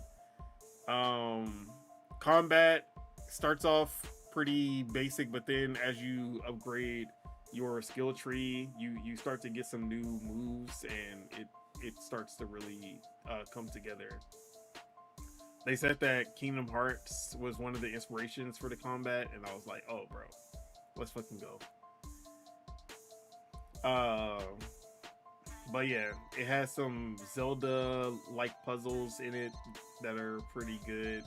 The traversal is like there are a bunch of places to explore. Like even in the demo, there are some places you can go that isn't like that you can just kind of explore.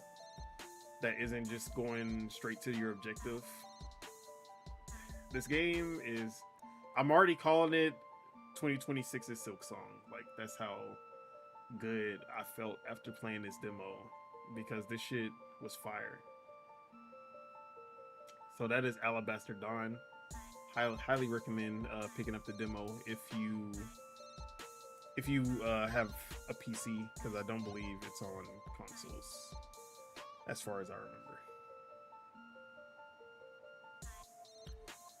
But yeah, with that, let's get back into some news.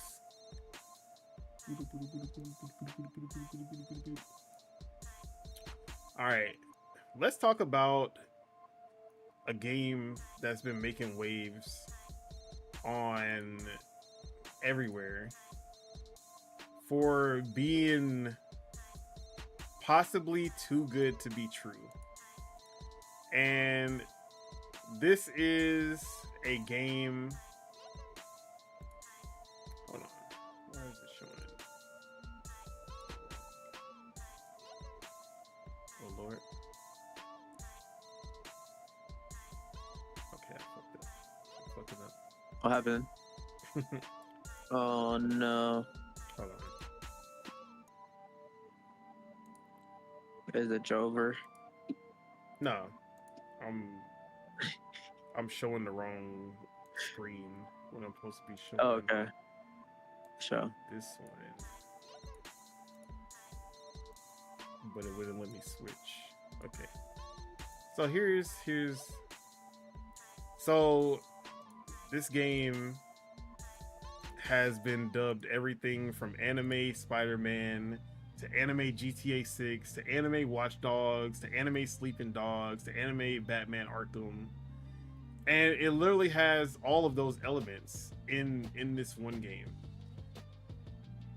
It has GTA, Spider-Man, Watch Dogs, Sleeping Dogs, Batman Arkham, all just thrown into one anime style package. And people are concerned, like, is this game real? Because it sounds too good to be true. It looks too good to be true. That's true. It really does. But if you remember, this was Project Mugen back in yeah, Project Mugen. Holy shit. And now the new title of this game is Ananta. But bro, GTA 6, it's a wrap for you. I was like, Rockstar. Look. Hold on. Let me see who the developer is real quick, because I need. First off, I gotta subscribe. But I need to know what's the name of this team. Is it Mugen? Is that the name of the team? I need to find out. Because hold on, I'll look it up for you. What's this game called? Ananta. So Ananta.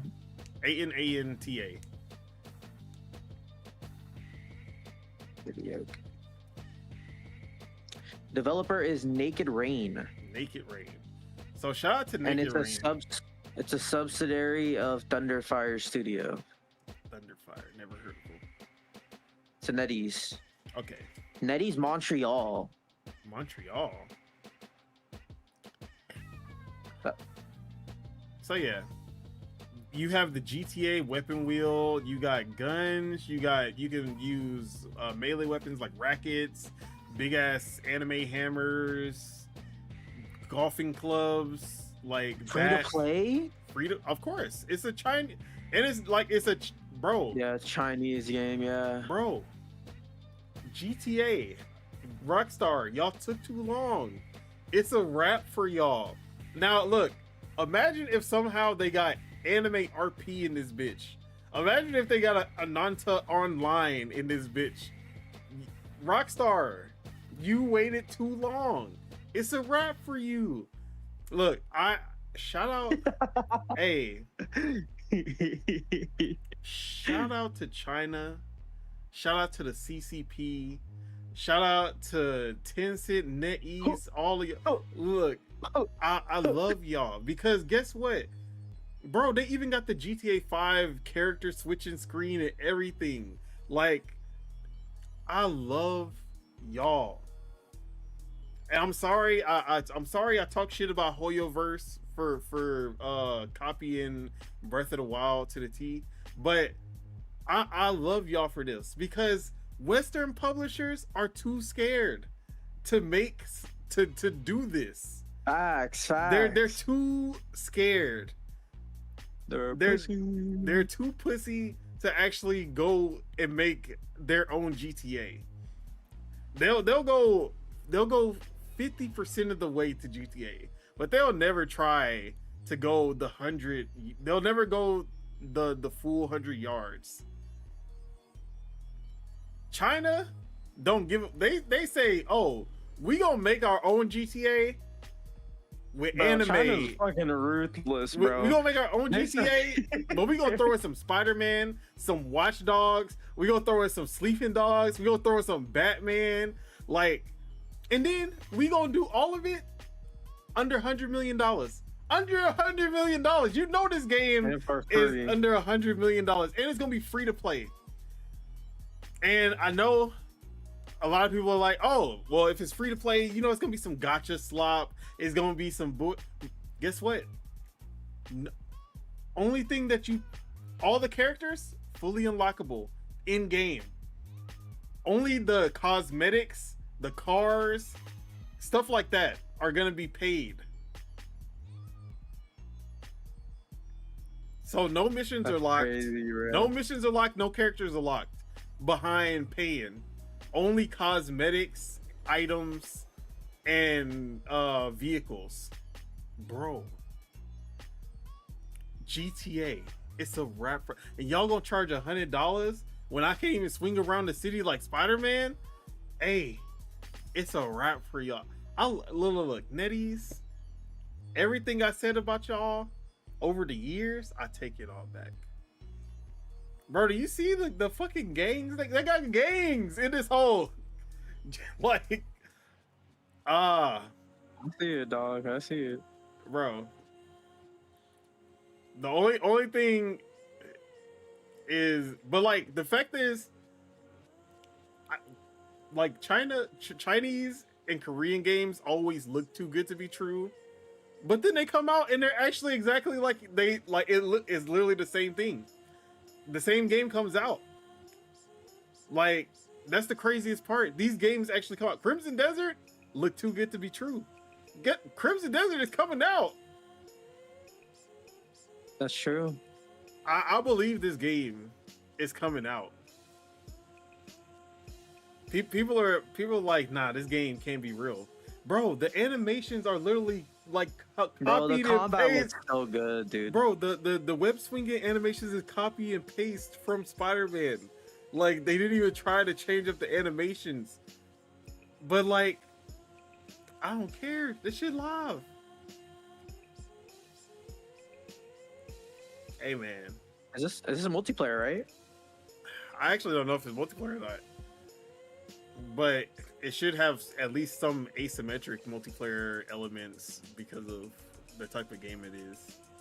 I don't know if there's like actual co-op where you can hang out with friends, but if it does, bro. But we got a full 7-minute and some change trailer. We got the pre-register and like, bro, this combat looks amazing. Bro, they got the sleeping dogs, they got the Arkham style. Like they did it. They got the gadget wheel, bro. They got the weapon wheel. Yeah, they got the weapon, oh my God. They literally got the GTA weapon wheel. They got the Spider-Man Venom like grab. Like they literally got the Spider-Man 2. My money, bro. You don't gotta take their money. It's free. You don't gotta take my money. I know, bro. Rockstar. It's like y'all had all these Western developers scared to even test y'all. China is here, and we are here. I'm repping China now, but bro, I love this. This trailer got me so hyped because Project Mugen, like we barely saw anything. We just saw the web swinging, and we saw some driving, and we saw a little bit of combat. But now seeing all of this put together in this gameplay trailer, yeah, bro. We need China in this industry. We need China in this industry. Now I'm 100% convinced. Even if it comes with some of the negative stuff, the government, all that bullshit, if we get in games like this and they're actually like budgeted properly, unlike Western developers, they're actually like coming out free to play with minimal bullshit, like bro. And then it just makes you look at the Western developers like, bro, what are y'all doing? You know how people were using that, they were using the DEI woke bullshit to be like Japanese character, like, you know, they were using like Japanese developers versus Western developers, or like Asian developers versus Western developers. Yeah. I'm not with that bullshit that they was on, but this is a clear example of Asian developers versus Western developers that you can actually like. This is where we should be making the comparisons, because bro, there's basketball in here, bro. They're not playing. I'm telling you, they're not playing. What the fuck? Now the only thing that's gonna piss me off is if this game is too good to be true and it actually does not come out. But I have a very high feeling that this is gonna come out. I've heard that Project Mugen thing for a long time, so they must have been cooking for a while. That's what I'm saying. And this looks like gameplay to me. Guess what NetEase isn't gonna do? They're not gonna go in there and be like, yeah, you know, we didn't make, I didn't hit my bonus, so let me fire like 100 of y'all so I can make sure I can go on vacation at the end of the year for 2 months instead of 1.5 months. They're not gonna cancel this game. No, even if it does need a little bit more time. Bro, and then it like, I love that it has like that Saints Row, like the missions that I'm seeing look like like the classic Saints Row type of missions that are just goofy as hell. Rockstar. They cook. Rockstar. Man. It took y'all $2 billion, 5,000 developers, 15 years, and all y'all did was make a Latina with a fat ass and more indoors and beer fizz. Y'all ain't GTA 6 is the GTA 6 killer. It's a wrap. I'm telling you. Drop this shit May 21st, 2026. Bro, NetEase, if y'all was the realest niggas in the world, y'all would drop this game. Y'all would drop this game on May 21st, 2026, and say, we going head to head with these bums over here at Rockstar Games. We don't care about your pedigree. We don't care about your track record. We got something for y'all. We gonna see them side by side. Like, well, you know, the graphics definitely look more realistic in GTA, but I also can't Spider-Man swing around the city, so you know, it's kind of a toss up. But nah. Like, it's been a while since I've been excited about a game like this, bro. Like this trailer got me in my, like, bro. We getting games like this. Like, we don't even get trailers like this that don't even, like, we don't even get trailers that turn out to be half of that game like this. But like, the fact that there are developers out here making games like this just gets me so excited.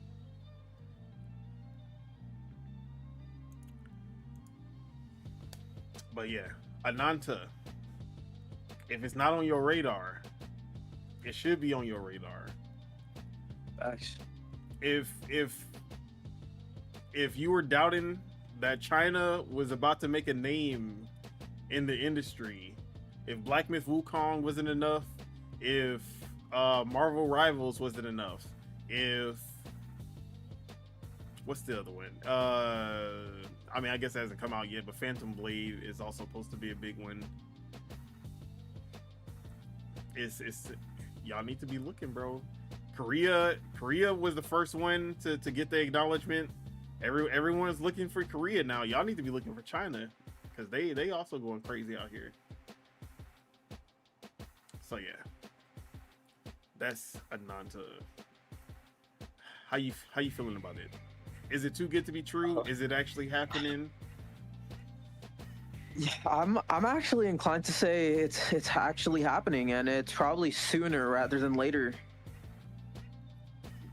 Bro, because I remember the first Project Mugen trailer, and I was like, yo, this shit looks crazy.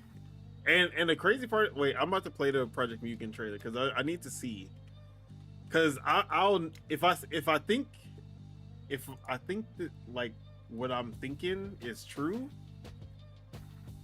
then this game is actually coming out if it is. So I'm about to put it on the screen. Bro, they just dropped a new gameplay video 30 minutes ago. Another one? Yeah, just right now, 30 minutes ago. Okay. I'm watching it right now. All right, so this is the in-game.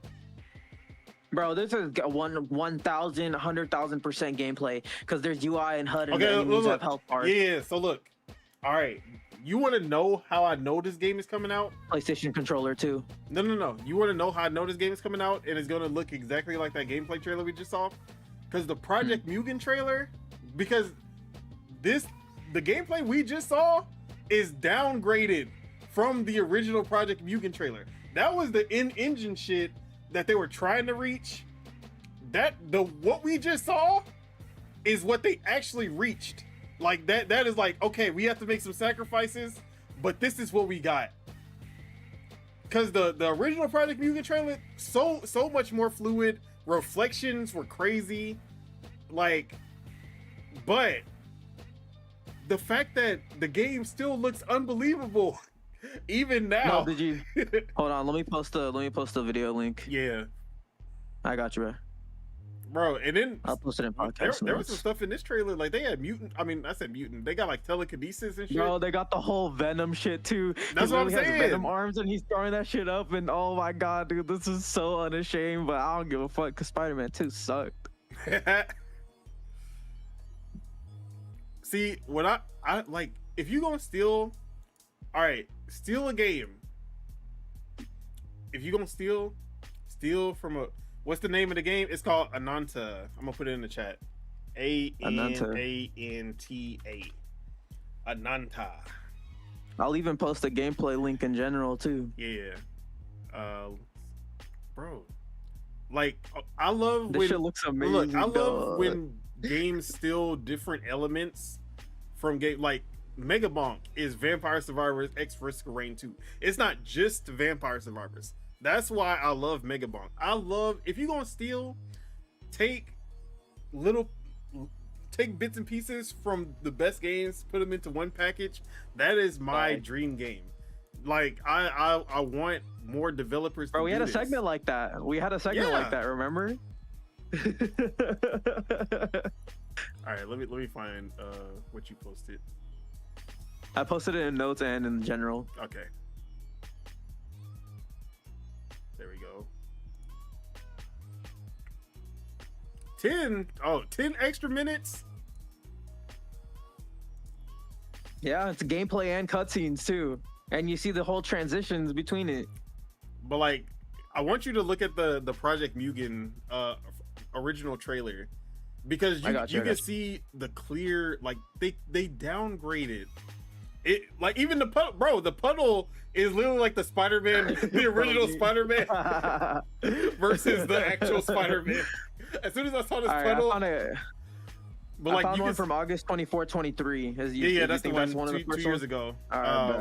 So like, you can see the reflections are a lot different. The animations when you're swinging is a lot less fluid. Bro, that was the same. That was the Venom shit. They didn't even try to hide it. Yeah, I literally said that. I literally. Hey man, bro, holy shit, dude, this is downgraded. Bro, but it still looks crazy. That's the worst. Like that's how crazy this is.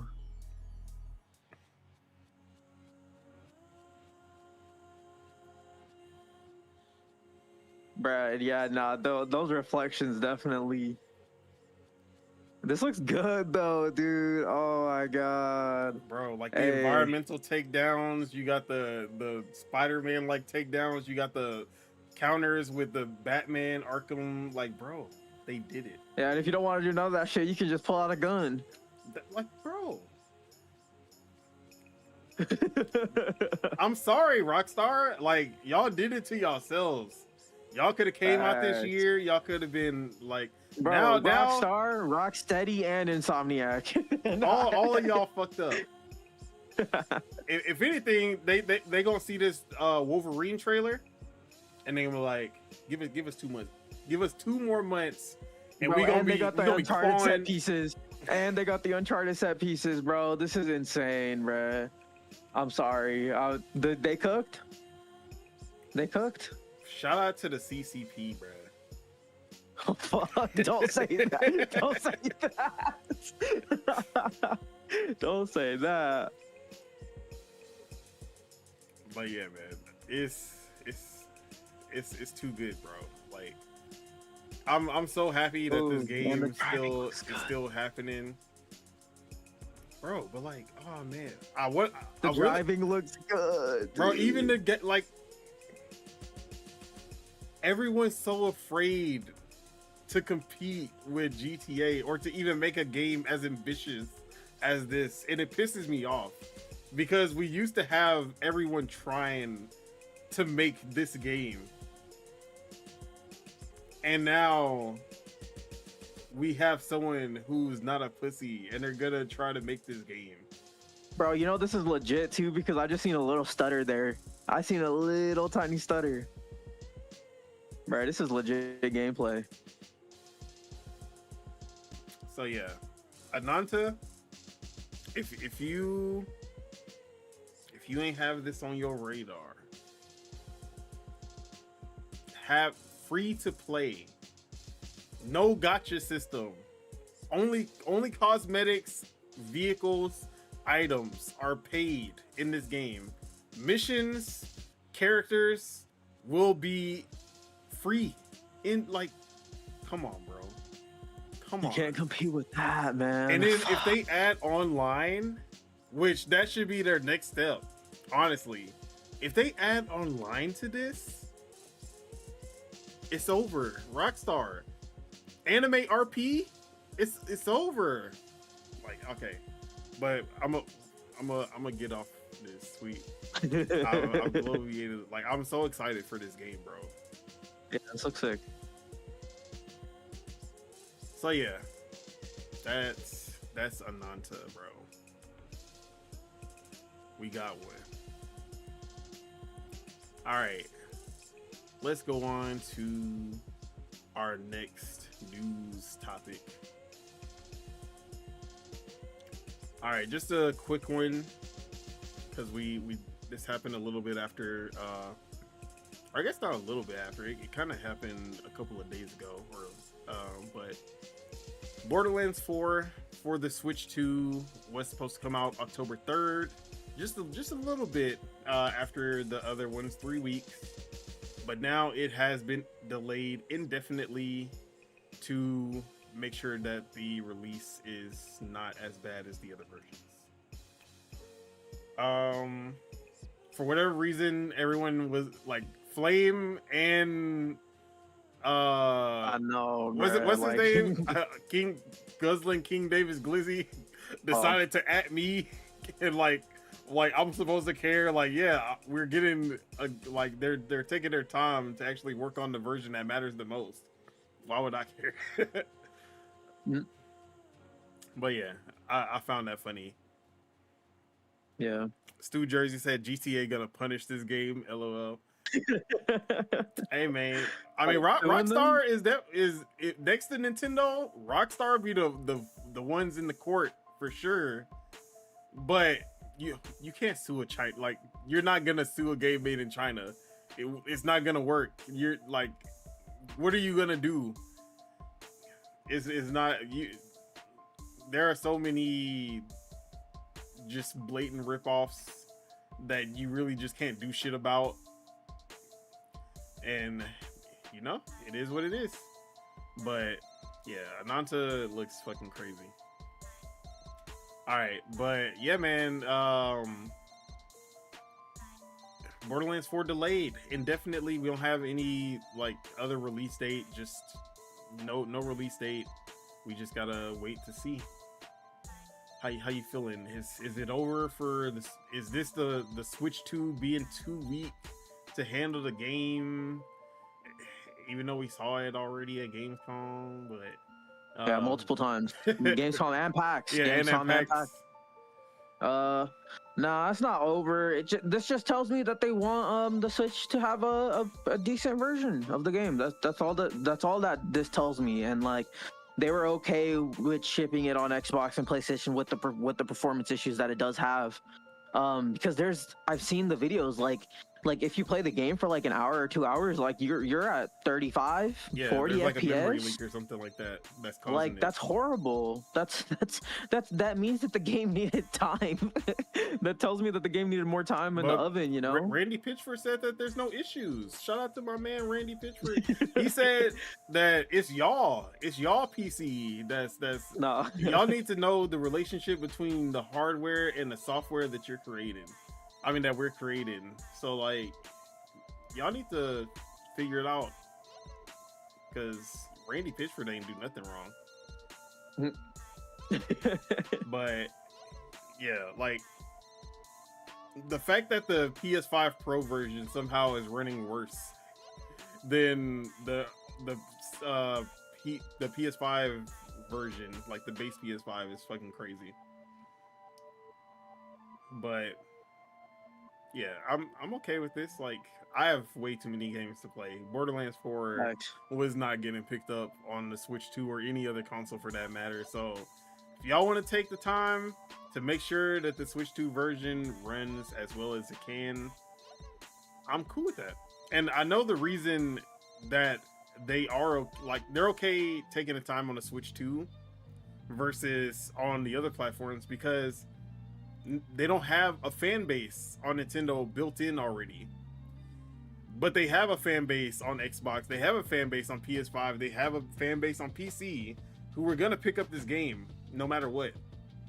They weren't gonna wait for this. And we saw it. The game already sold 2.5 million. Yeah. Like, Borderlands is a big name and people were gonna show up for it. The Borderlands fans on all of those platforms were there. So it was like, well, we don't really have that same fan base on the Switch 2. And if we do release a broken version on the Switch 2, then that'll be the end. Like, there won't be we can, like, they'll show up later after we fix it. Nintendo fans don't work like that. I'll tell you that right now. if the game is ass at launch, you're not. It's gonna be ass for the rest of the generation. You won't see Borderlands 4 get played until the Switch 3 when y'all got a Switch 3 update. So yeah, I feel like that's the reason that they wanted to hold off, and I think they were smart to do that. But that was one of the smaller topics. Nothing too much to talk about there.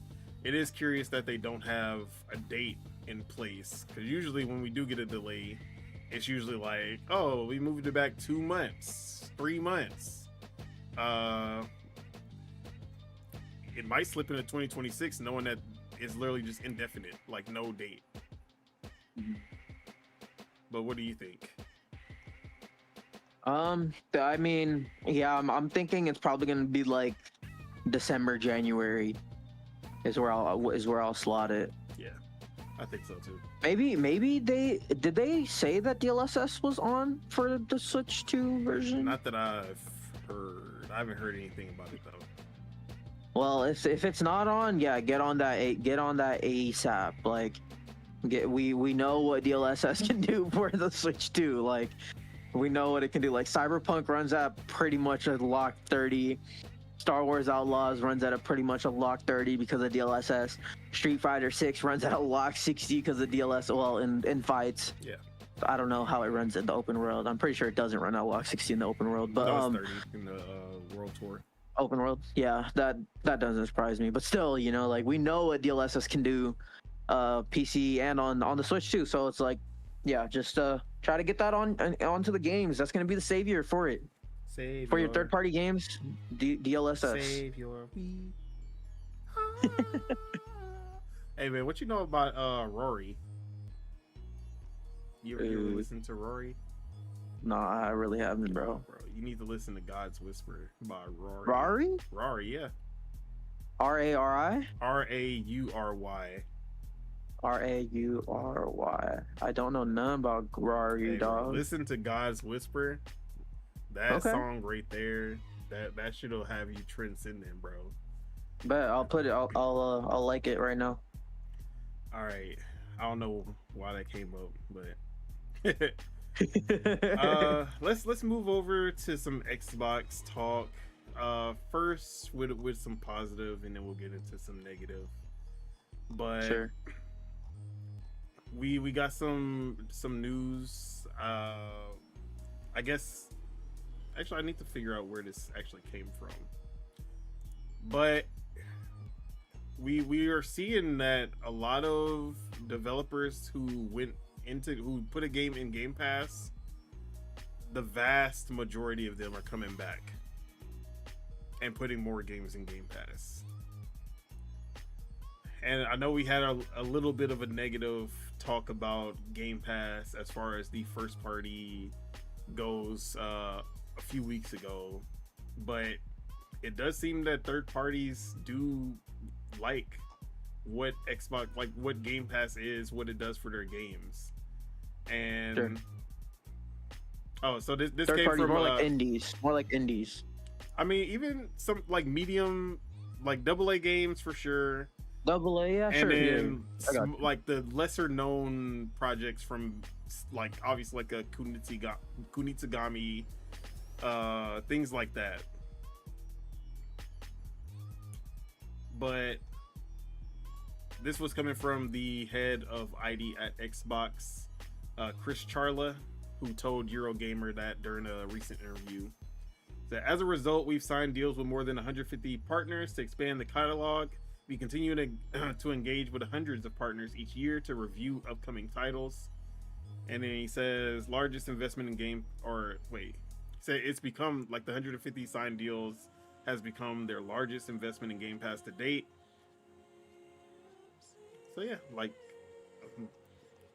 you could say a lot about Game Pass, but there are a lot of developers who, like, we see it every 2 weeks. We're like, oh, this is coming to Game Pass. Oh, I was already like, bro. Damn near everything comes to Game Pass at this point, honestly. And the thing is, like for the AAA, they might not come day one. They come down the line though. Like they'll be there eventually. Maybe not all of them, but yeah, a good amount. If you skip the game, and it's like, oh, damn, I did skip that, but now it's in Game Pass, for sure. Yeah. Like if even Rockstar is coming back every so and so, because why is Rockstar putting GTA 5 in Game Pass every year, like for 3 months, and then taking it back out? They must be getting something out of it when it does go in, and they probably get some customers who buy it after they play it in Game Pass. Like, damn, let me just go ahead and buy it now, like because now it's gone. So I feel like people really sleep on how impactful Game Pass can be, even for like those late AAA ports. It could give a shot in the arm to a game for sure, especially online. Even PS Plus does it too. Like Alan Wake 2 is coming on PS Plus, stuff like that. Honestly, yeah, bro. You wait, you get the games for cheaper. They might even come to the service that you're subscribed to, or they might even be free on the fucking Epic Game Store one day. You know, like. Or you can be like me, and then you buy Metaphor Refantasio at launch and don't even play it, and then it comes to Game Pass, and then you still don't have the time to play it. Yeah, but yeah, no, a lot of games do come and go too. Like even the Yakuza games, they put them all on there, then took them away, then they put them all on there again, and now they took them away again because they're trying to sell them again now. So it's like. It ebbs and flows for sure, but it makes sense why indie devs and like the double A's would be inclined to sign the Game Pass deal, just because the safety net, you know, like sure. like you sign the deal, you ship the game, they pretty much covered the cost of the development for you. At least they'll do some of that. If it's not like 100%, maybe it could even be like 80-70%. That could be enough, you know. Yeah. So it's like. It makes sense. It makes sense, especially for the indies. I think like a lot of indies love that Game Pass deal because even if it's like 200K or 400K, 500K, or even $1 million, something like that, like a small number to Microsoft, like that's nothing to Microsoft, you know. But that could be everything to that team. So I think Hollow Knight Silksong, they probably gave him like a couple mil, and like that's small to Microsoft. But for Team Cherry, who's literally like 3 people, that's a big. Yeah. And then the word of mouth that comes from it too, like we were talking about with Claire earlier, like everyone on Game Pass, like, oh my god, this game's fucking amazing, and then like literally people on Steam started buying it, people on PlayStation buying it, all word of mouth, you know, and like it got super popular. So it's like, you know, it's helpful from all ends. Like remember all the way back with Rocket League. Yep. Like what is that, like 2017 or something, 2016 even, or like that's so long ago. But it's like but that them putting it in PS Plus was so important for it for sure. But yeah, Game Pass is a very good marketing tool, if not, like, even if the users don't always finish the games, and the achievements say that only 3% of gamers who played it in Game Pass actually beat the game. Like that bullshit don't fucking matter, because guess what? They, like, even if the developers see that people aren't playing the games on Xbox, you know what they do see? A boost in sales on Steam, a boost in sales on PlayStation, a boost in sales on Switch, because Xbox gamers were talking about the game. Because I feel like Xbox gamers are the most vocal about games. Oh yeah, that they love. Like if they love a game, you will see them like vocalize how much they love the game. Like I feel like PC gamers and Xbox gamers are really the only ones who, and I guess Nintendo gamers when it comes to Nintendo games. But anything else, like the PlayStation players, I feel like they don't talk about games. Like you rarely see a bunch of like PlayStation games getting like a lot of just like, oh man, like I'm playing this game, and like when it's Xbox, especially if it's on Game Pass, you gonna hear it. PC players are also really good about just like talking about games. So I feel like that's where the marketing machine really comes into play. Mm-hmm. And I always bring up Outriders because that game would not be anywhere.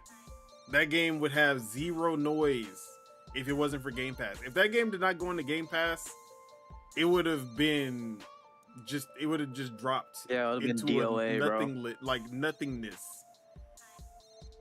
So yeah, Fact. Game Pass, and then the fact that Square Enix, I'll never forgive them for that shit, bro. Square Enix really just does not give a fuck. So yeah, all right. But other than that, we had Xbox. I mean, I guess it's kind of related to Xbox. But we just got the listing. Transformers Fall of Cybertron showing up on Steam, relisted. What could they possibly why is that there? What could they possibly be doing there? It's taking them long enough. Now, it's already relisted on Steam. Not purchasable yet. Are we gonna get the date? Is Transformers? It sounds like it could be a good TGS announcement. They like mechs. We like mechs, right? Oh, like, is it? Are we gonna get the double pack? Both Transformers games release? Maybe a shadow drop? What you thinking? That would be crazy. Cause why relist it now? If you don't got an announcement upcoming. Yeah, I mean, if I just be like confused as to why they wouldn't just like go ahead and remaster them. But I don't know. I don't know, bro. With Activision and Blizzard stuff, I have no idea what they're doing with. I mean, I can see it being remastered on consoles, because I feel like with the PC, it's like, oh, just kind of update the settings, give it a 4K resolution, like stuff like that. You don't need a full new release for the PC version, and maybe that's why we haven't seen it come up on the Xbox store. Or I guess it's always been there on the Xbox store in some capacity. But I feel like if they were going to remaster, it would be like how they remastered Hexen and Heretic and Doom. Like, not the full remaster treatment, but like just improving textures, improving stuff like that. Just slightly, just to make it look a little bit more modern, because the games still hold up visually. Like they look really good for 360 games. So yeah, and then they can even they can bring back FPS boost and well, sure, the Hachi method for the 4K restructuring. I doubt they'll do that though. Hey man. They haven't touched FPS boost since like 2021, bro. They haven't brought any games back in backwards compatibility since 2021. That's very true. That's very true. So yeah, if it's gonna happen, I think TGS is the moment, and I think they do. Oh yeah, mechs too. Yeah, that's what I'm saying. Yeah, mechs would be amazing. We get in Forza Horizon Japan and mech games that actually look more fun to play than what was Mecha Break. Yeah. So yeah, I think it might be the timeline where we get this. But in some bad Xbox news, sad news for people who don't already have an Xbox, and for the 3 people who are thinking about getting an Xbox, the prices have increased in the US again due to quote unquote changes in the economic environment. So the Series S, in the span of 3 months, because that was literally the last time they raised the prices. We're now going from $379 for the Series S to $399, $599 for the Series X to $649, $549 for the Series X digital to $599, and 2 terabytes Series X from $729 to $799. Now, to put this in perspective, the original price, if you're going for the original price, $299 to $399, $100 jump for the Series S, $499 to $649 for the Series X, $150 jump. Series X digital, $449 to $599, $150 jump. 2 terabyte Series X, $599 to $799, $200 jump. Insane. And then we look at the increase that PlayStation had, $50 across the board. And then we look at Nintendo trying to hold strong by literally raising every accessory that they have just so they don't have to raise the actual price of the console. And Xbox is just like, we not taking any hits on anything. But like, the crazy part is, I thought that the first increase was because of tariffs. Now you telling me that no, the first one was just because we didn't want to take a loss on consoles anymore. But this one is the tariff, like this is us raising it for tariffs. That's crazy to me. Yeah. But I talked about this enough on Saturday. I want to hear your thoughts on this. I mean, what what is there even to say at this point? Honestly, it's just Microsoft don't give a fuck, bro. You know, like, I get the argument where it's like pay way more upfront for the hardware, and then like you're not gonna be really paying for the games at all, right? So it's like there's that benefit. And people are already saying, like, you know, that's why you get an Ally, you know, like you're gonna be paying $1,000 for it, but like you're gonna be paying what, $12.99 a month for the games on there for Game Pass, you know. So it's like, I get that argument, but this just fucking sucks, you know. Like $800 for a 2 terabyte Series X, you know, that's awful. Like that's just the worst thing that, you know, like you could literally probably get the GPU that's in the Series X for like $200 nowadays. You could probably build that Series X for less than 800, and you can get an M.2. Exactly. Like, so it's just ridiculous. Like they're literally making it so it's like, why even choose a console anymore? They're literally that's literally what they're saying with these price points, in my opinion. That's what they're saying. But like, is they're at the point where like, okay, no one's buying the console anyway. For those few people who are gonna buy the console, at least let's make a profit for once. Like, yeah, let's at least make a profit on them. But also, okay, so let's look at next gen, because a lot of people are saying, seeing how prices are looking here, where we are now, the next gen prices, what does that look like? Because if the 2 terabyte Series X today is $799, $800, what does that mean? The Series X is gonna be the Series X2, the Series X Ooga Booga Ultra.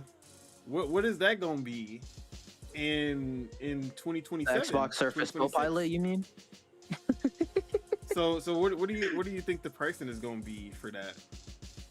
Yeah, so the Xbox the Xbox Copilot soft whatever station, whatever they're gonna call it, is gonna be. I'm gonna say the range. I'll give a range since I like giving ranges. It's gonna be base end, the absolute lowest model. If this is a very like, you know, asterisk on this. If they do a Series S SKU of it, if there is one, because I know there's still people that even DM me and like tag me in things saying yes, they're still doing a Series S SKU. I'll say this: if there is still a Series S SKU of the next gen, it'll be $599, around there.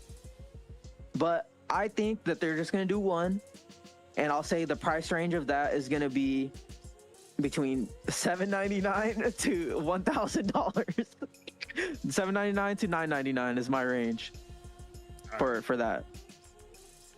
So I was with you, but it hit me, bro.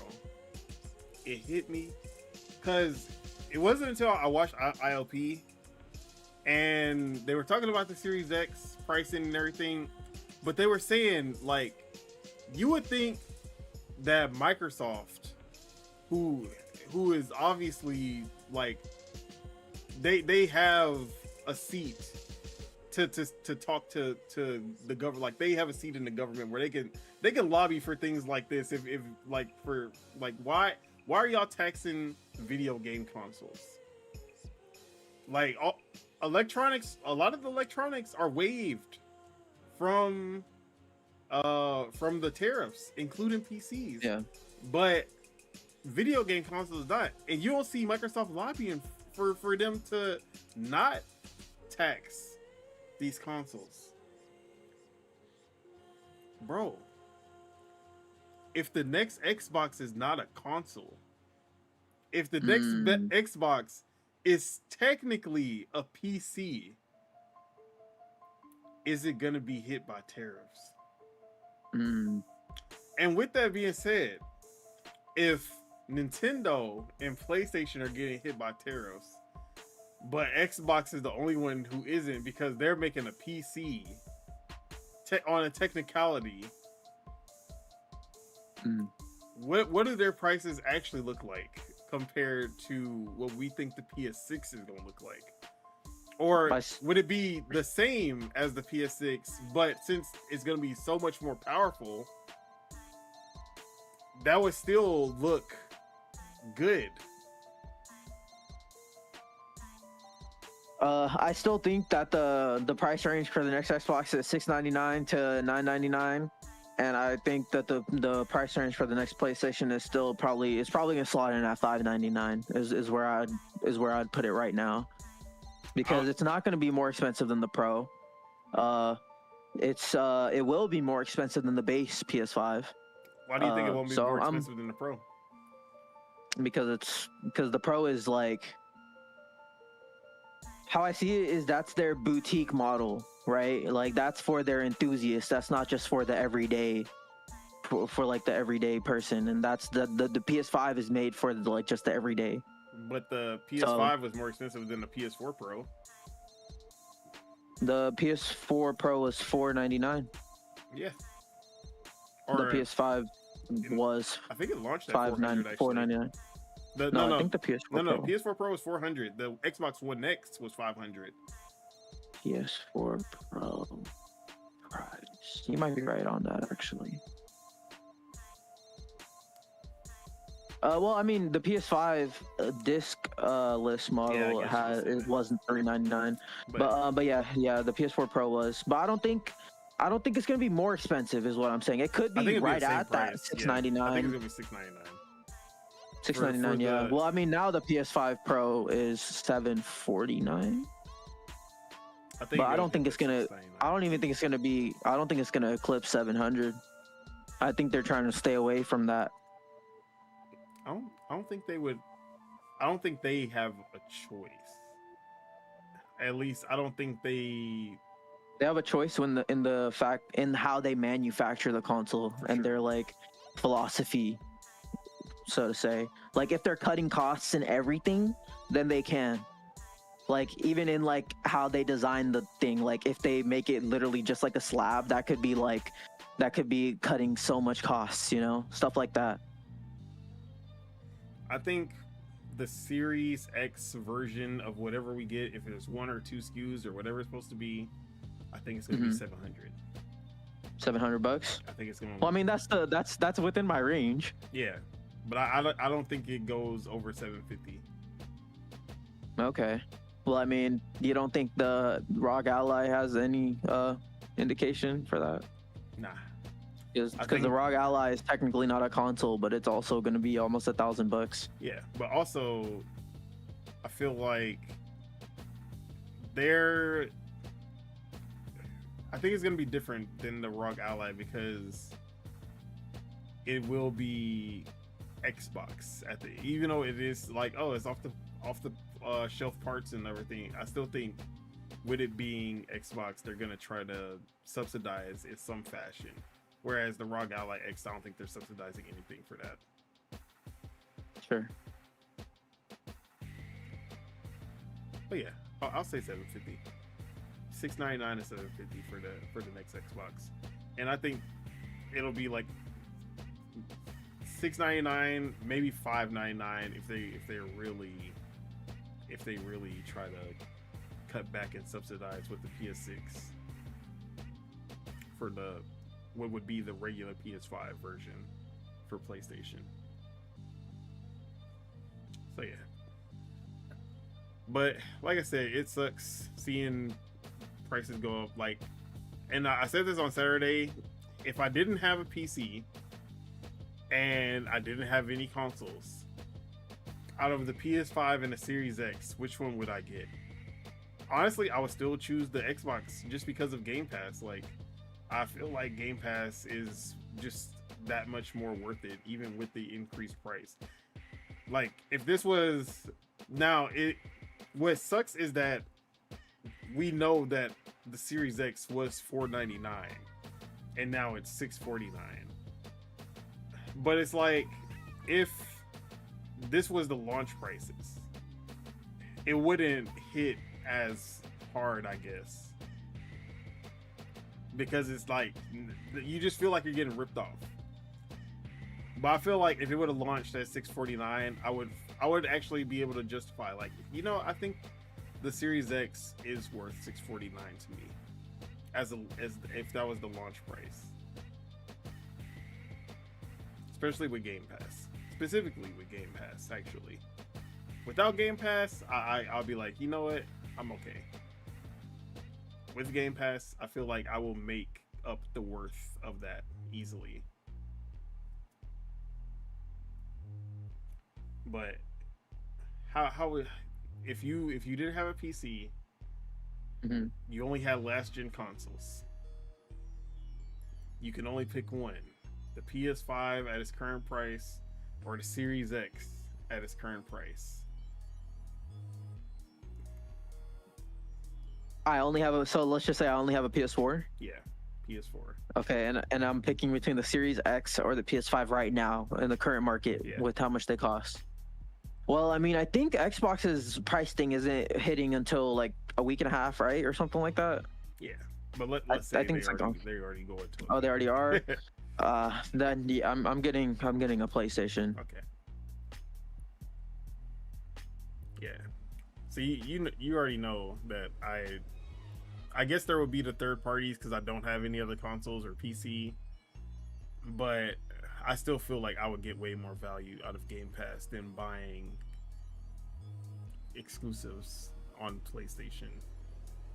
The reason why I would say PlayStation is just because I feel like if you get PlayStation Plus Extra, that is pretty much like PlayStation's Game Pass. Like, you get most of PlayStation's back catalog, and you do get even some of their more recent PlayStation 5 only stuff. So it's kind of equivalent. You're still probably paying, like, let's just say, because the current PlayStation 5 is $550, right? Yes. So $550 plus the $130 I think it is for extra. So that kind of gets it to like pretty much the same price as like a Xbox Series X with the month of Game Pass Ultimate. But yeah, I mean, I don't know. I'd still just go with PlayStation, honestly, just because it's like you're getting all the games. You know that the publishers aren't going to skip out on you as a consumer. Even if you're buying the games, you know that the PlayStation Plus stuff is there. You can honestly even just live off of that, because I know people that live off of just PlayStation Plus Extra. Like they don't buy games, they just literally play the shit that's on there. Like what my homie at work, his name is Aiden. He was like, bro, I never played Lies of P, and now it's on PlayStation Plus. Like now I get to play it, you know. So it's like I know some people that just like live off of that, but I mean, it sucks either way because even the PlayStation 5 is more expensive. So if it just fucking sucks, bro. Yeah, but I feel like for $100 more, I would have played Lies of P in 2023 instead of 2025 when it just came to PlayStation. And I feel That's true. like Well, it's not on Game Pass anymore, well, yeah. but yeah. But like And also with PlayStation Plus Essential, if you add it to your library, it's just there for you to play whenever. Yeah. So there's even that benefit too. I feel like the content isn't worth for me.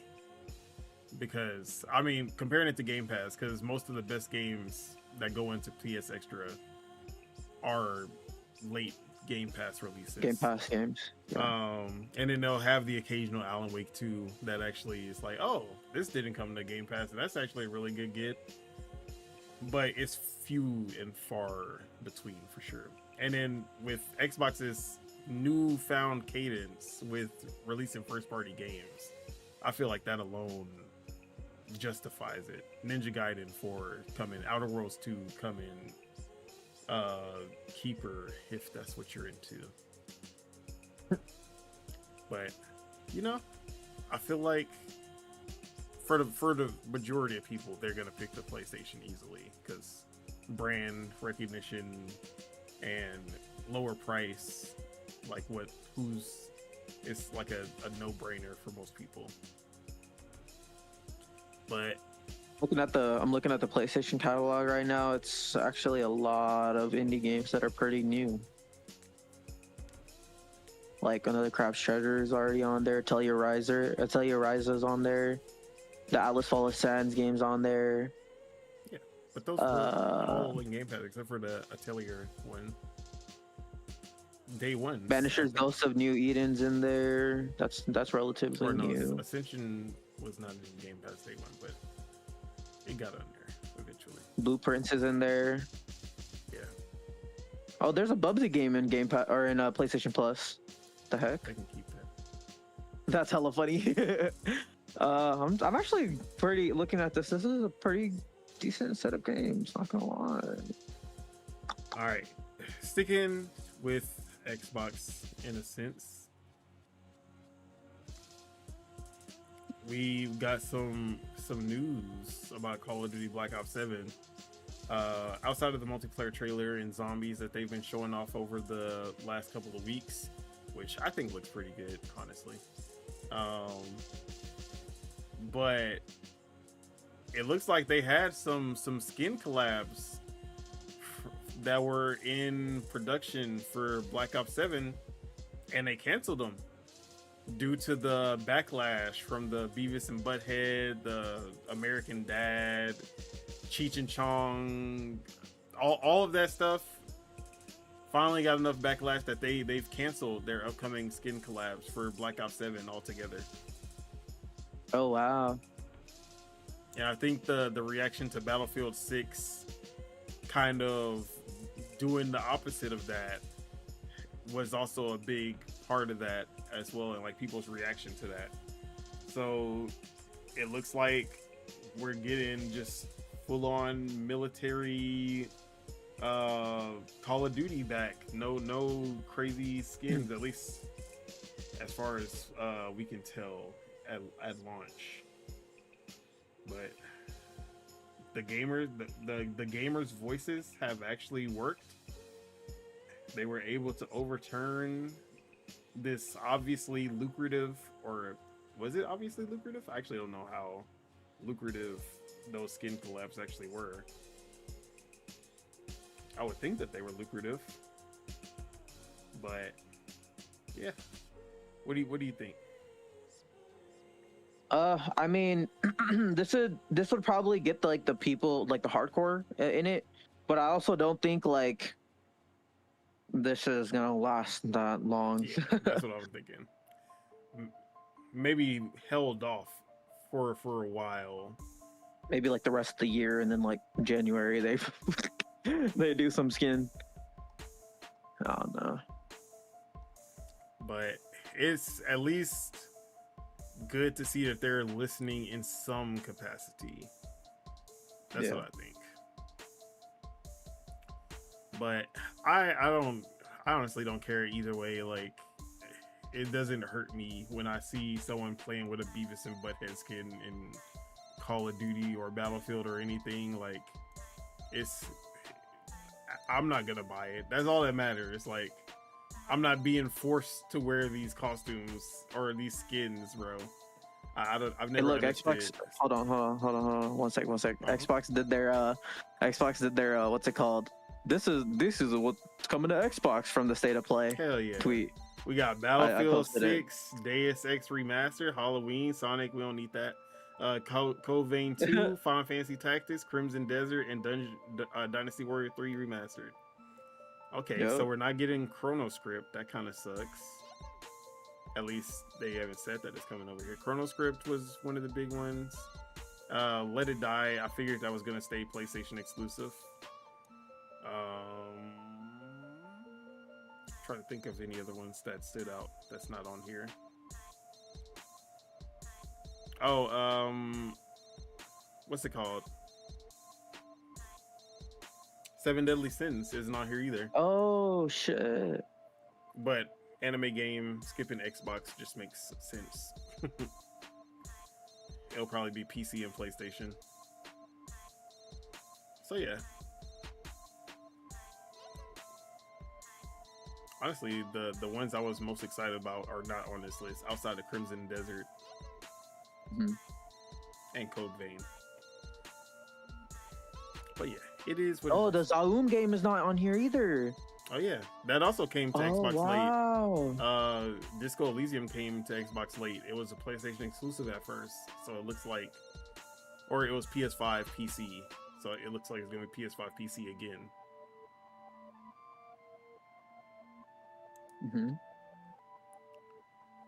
All right. So let's go ahead and move to the next topic. Keeping it with Xbox, the last one. Your boys. What's going on with your boys, bruh? What are you talking about? You know who your boys are, bruh. You know them glizzy guys. What's up with them glizzy guys over there, bro? They don't fuck with Xbox no more. Cause we still fucking with Xbox, bro. But your glizzy, bro? Your glizzy guys over there, Bruh. what's up with Costco, bruh? Cause they took Xbox consoles out of the stores, bruh. They still selling PS5 and Nintendo, but no Xboxes in store, no Xboxes online. What's up with your boys? Cause Sam's Club. We still got Xboxes over here at Sam's Club. So that's hella funny. What's going on? Shit, bro. I actually have no inside information on this. I don't know why they're doing this, but I can say like every time I go to Costco, I always check out what they have electronic wise. Like I literally scroll through. I take a stroll through the PC section, seeing all the little pre-builts and the monitors and all that, and then I take literally it's like a U-turn into the other section, where it has like all the consoles and like the gaming stuff, and if there's any games or the gift cards or whatever is over there. Since like late 23, I would say, or maybe even early 24 till now, I have not seen an Xbox there. It's literally been PlayStations and Nintendo Switches. That's it. Like, I see Xbox games sometimes, and they still have the Xbox gift cards there. I don't know how long they'll do that. Hopefully they still do that because you can get them for cheaper there. But Look at Xbox Killer Yeah. said they were taking up space in there. Hey, Xbox Killer, he's up in here now. That's funny. But yeah, yeah, it's pretty obvious what the reason is.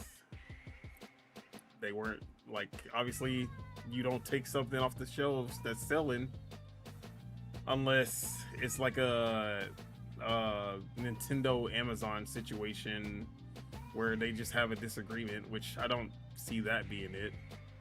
Yeah. I think they just didn't find it lucrative enough to keep them on the shelves. Simple as that. And then with the price increase, it was like, okay, obviously we're definitely not selling these motherfuckers at a higher price, and we can't sell them at the regular price. So, like, what are we doing here? Facts. So, them Glizzy guys, I'm gonna let them make it this time. But Sam's Club's still better. That's all I gotta say. All right, that's all the Xbox topics. We just got a couple more before we wrap it up. So let's just a quick one. If you were liking Dragon Quest 3 remake, you're hyped for Dragon Quest 7 Reimagined, and also hyped for Dragon Quest 1 and 2.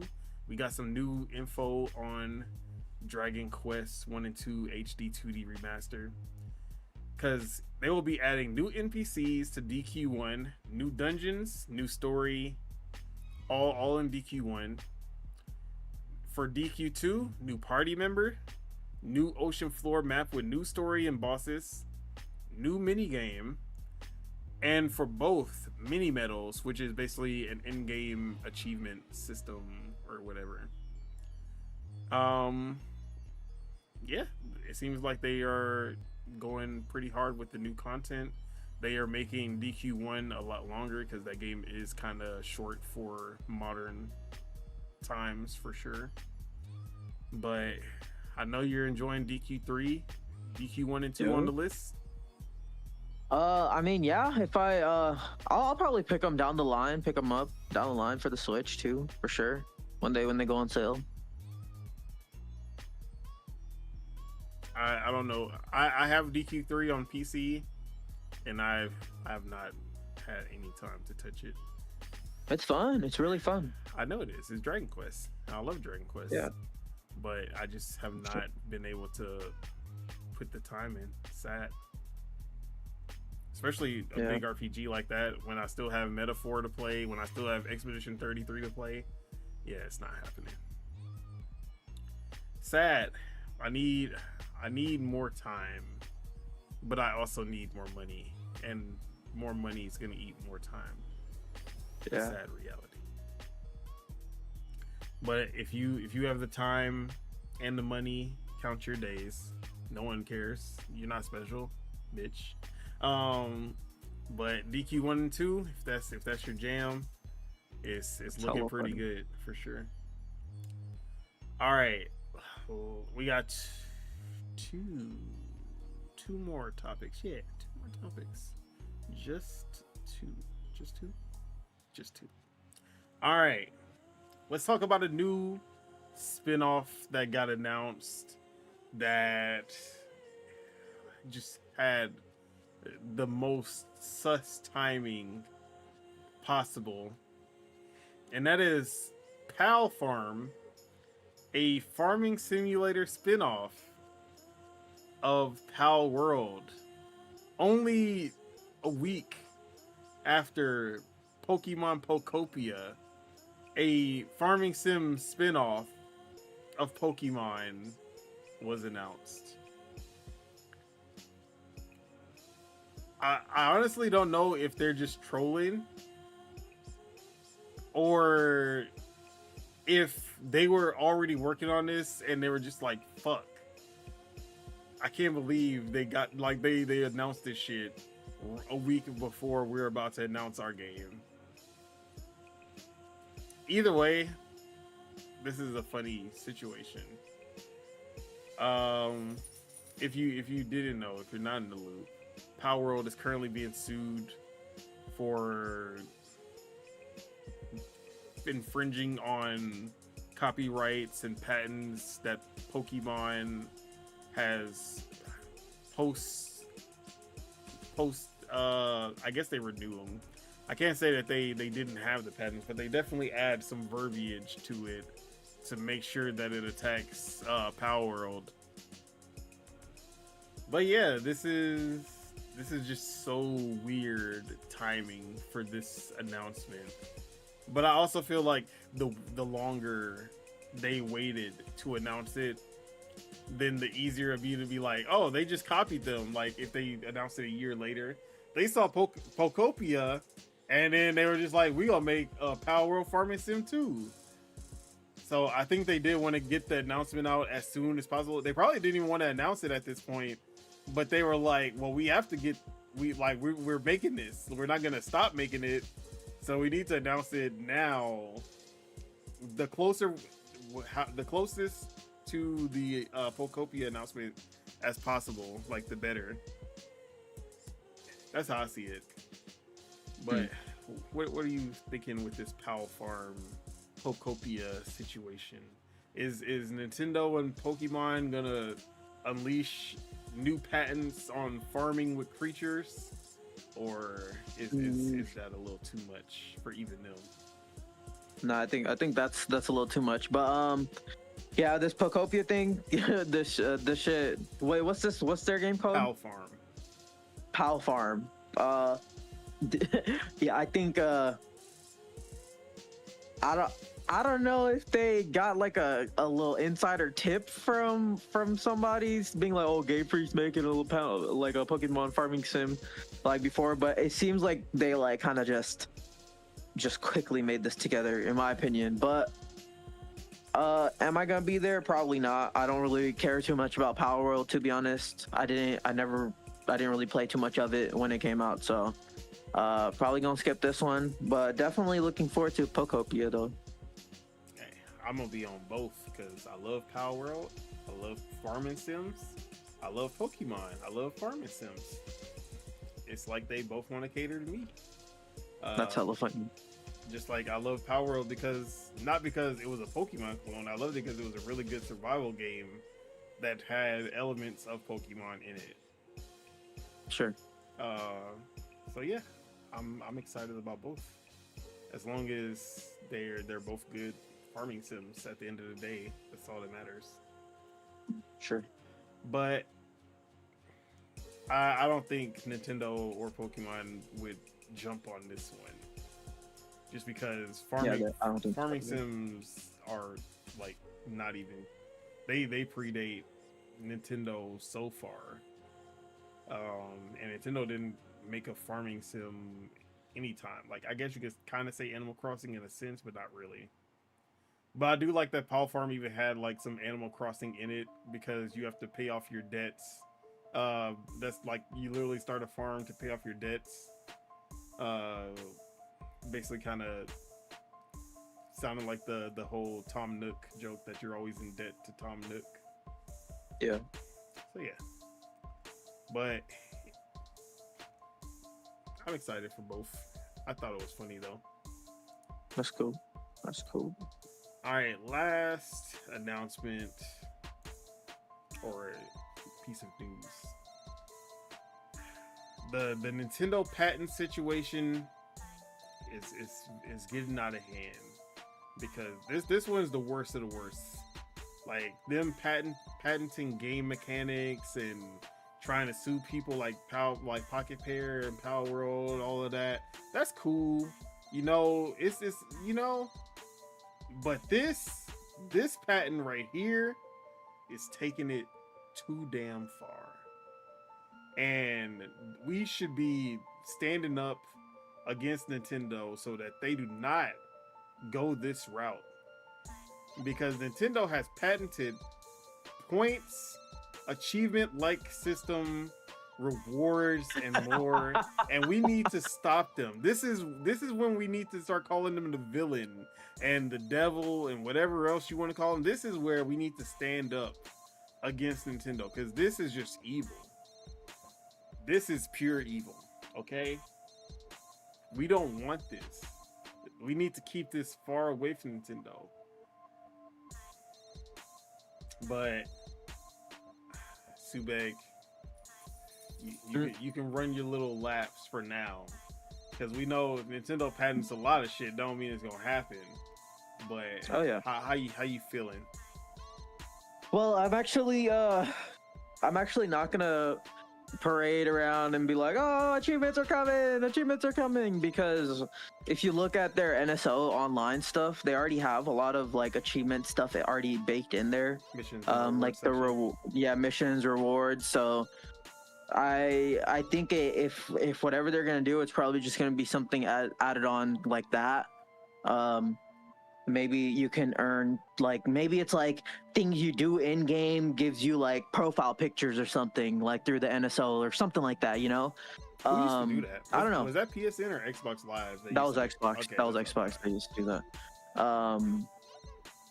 RIP. But yeah, I I don't think it's gonna be like every game has achievements and all that stuff. It's gonna be like tied to one of their NSO things. We're not just gonna get copy paste achievements that are on Xbox, that are on PlayStation, that are on Steam. No, just copy and paste it into Nintendo with little mushrooms. A mushroom is a bronze. A star is no. Star would probably be the gold. What would be the platinum? A super mushroom will probably be gold. Star could be platinum. Star would be the most powerful, I would think. I don't know. I don't think they're doing it. Yeah, I know. I don't think they're doing it.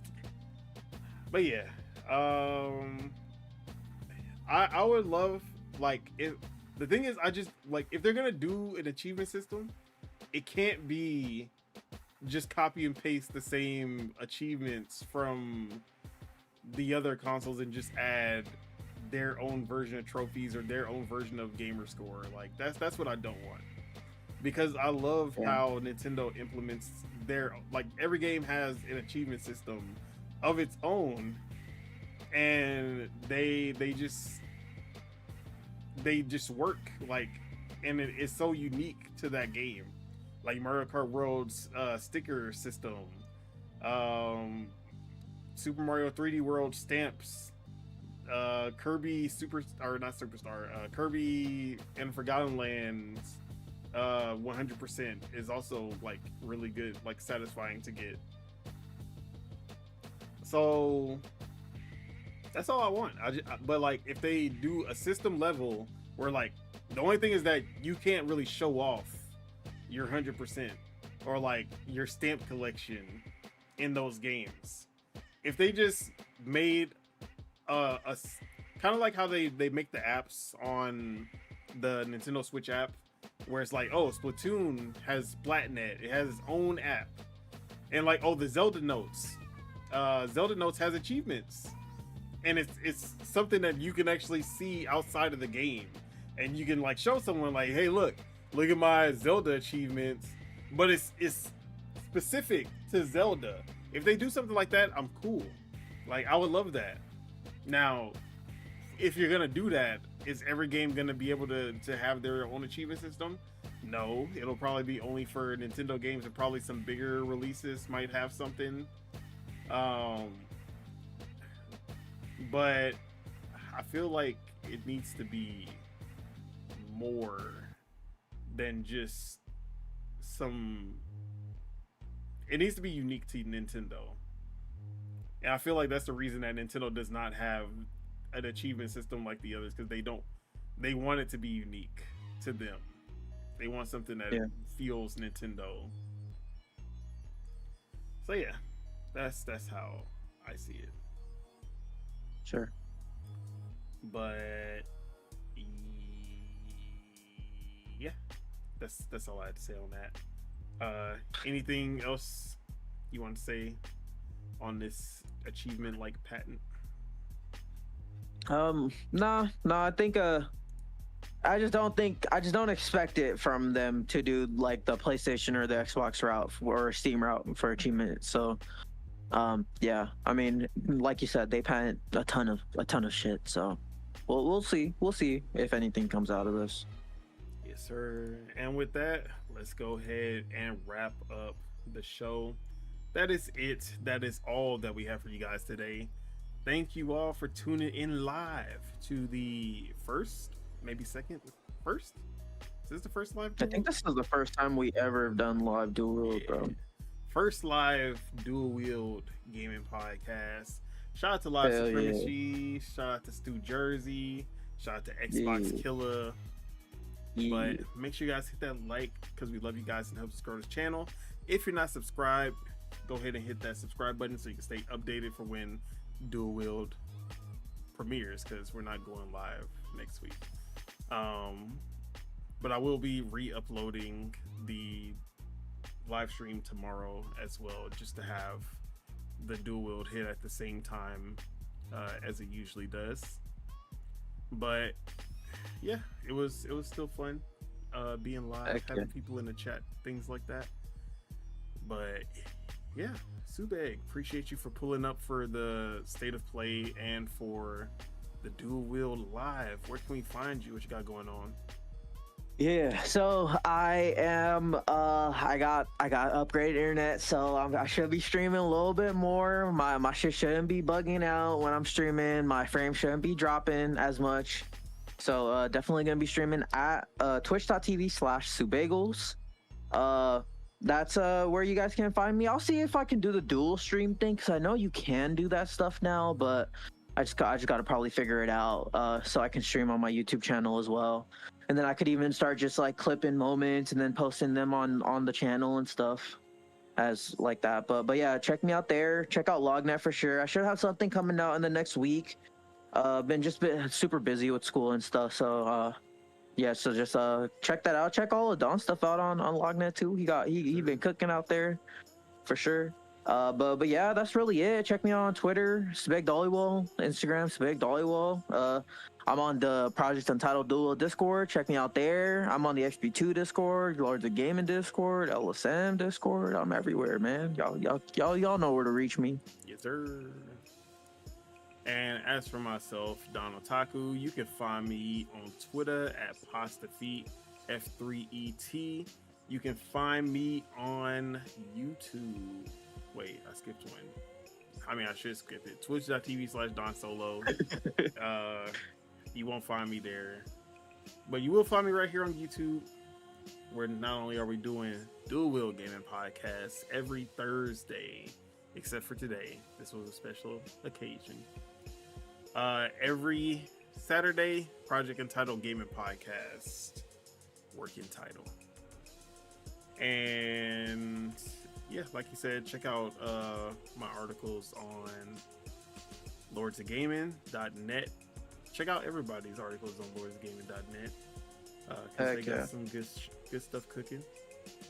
Also, let me put the Discord in the chat, because join the official Discord for both Dual-Wield and Project Entitled. And you can also join the shit talking whenever we put the news in the chat live, so you don't gotta wait. You don't even gotta wait for the show, because you'll see us making our comments right there. But yeah, other than that, that's really all I got.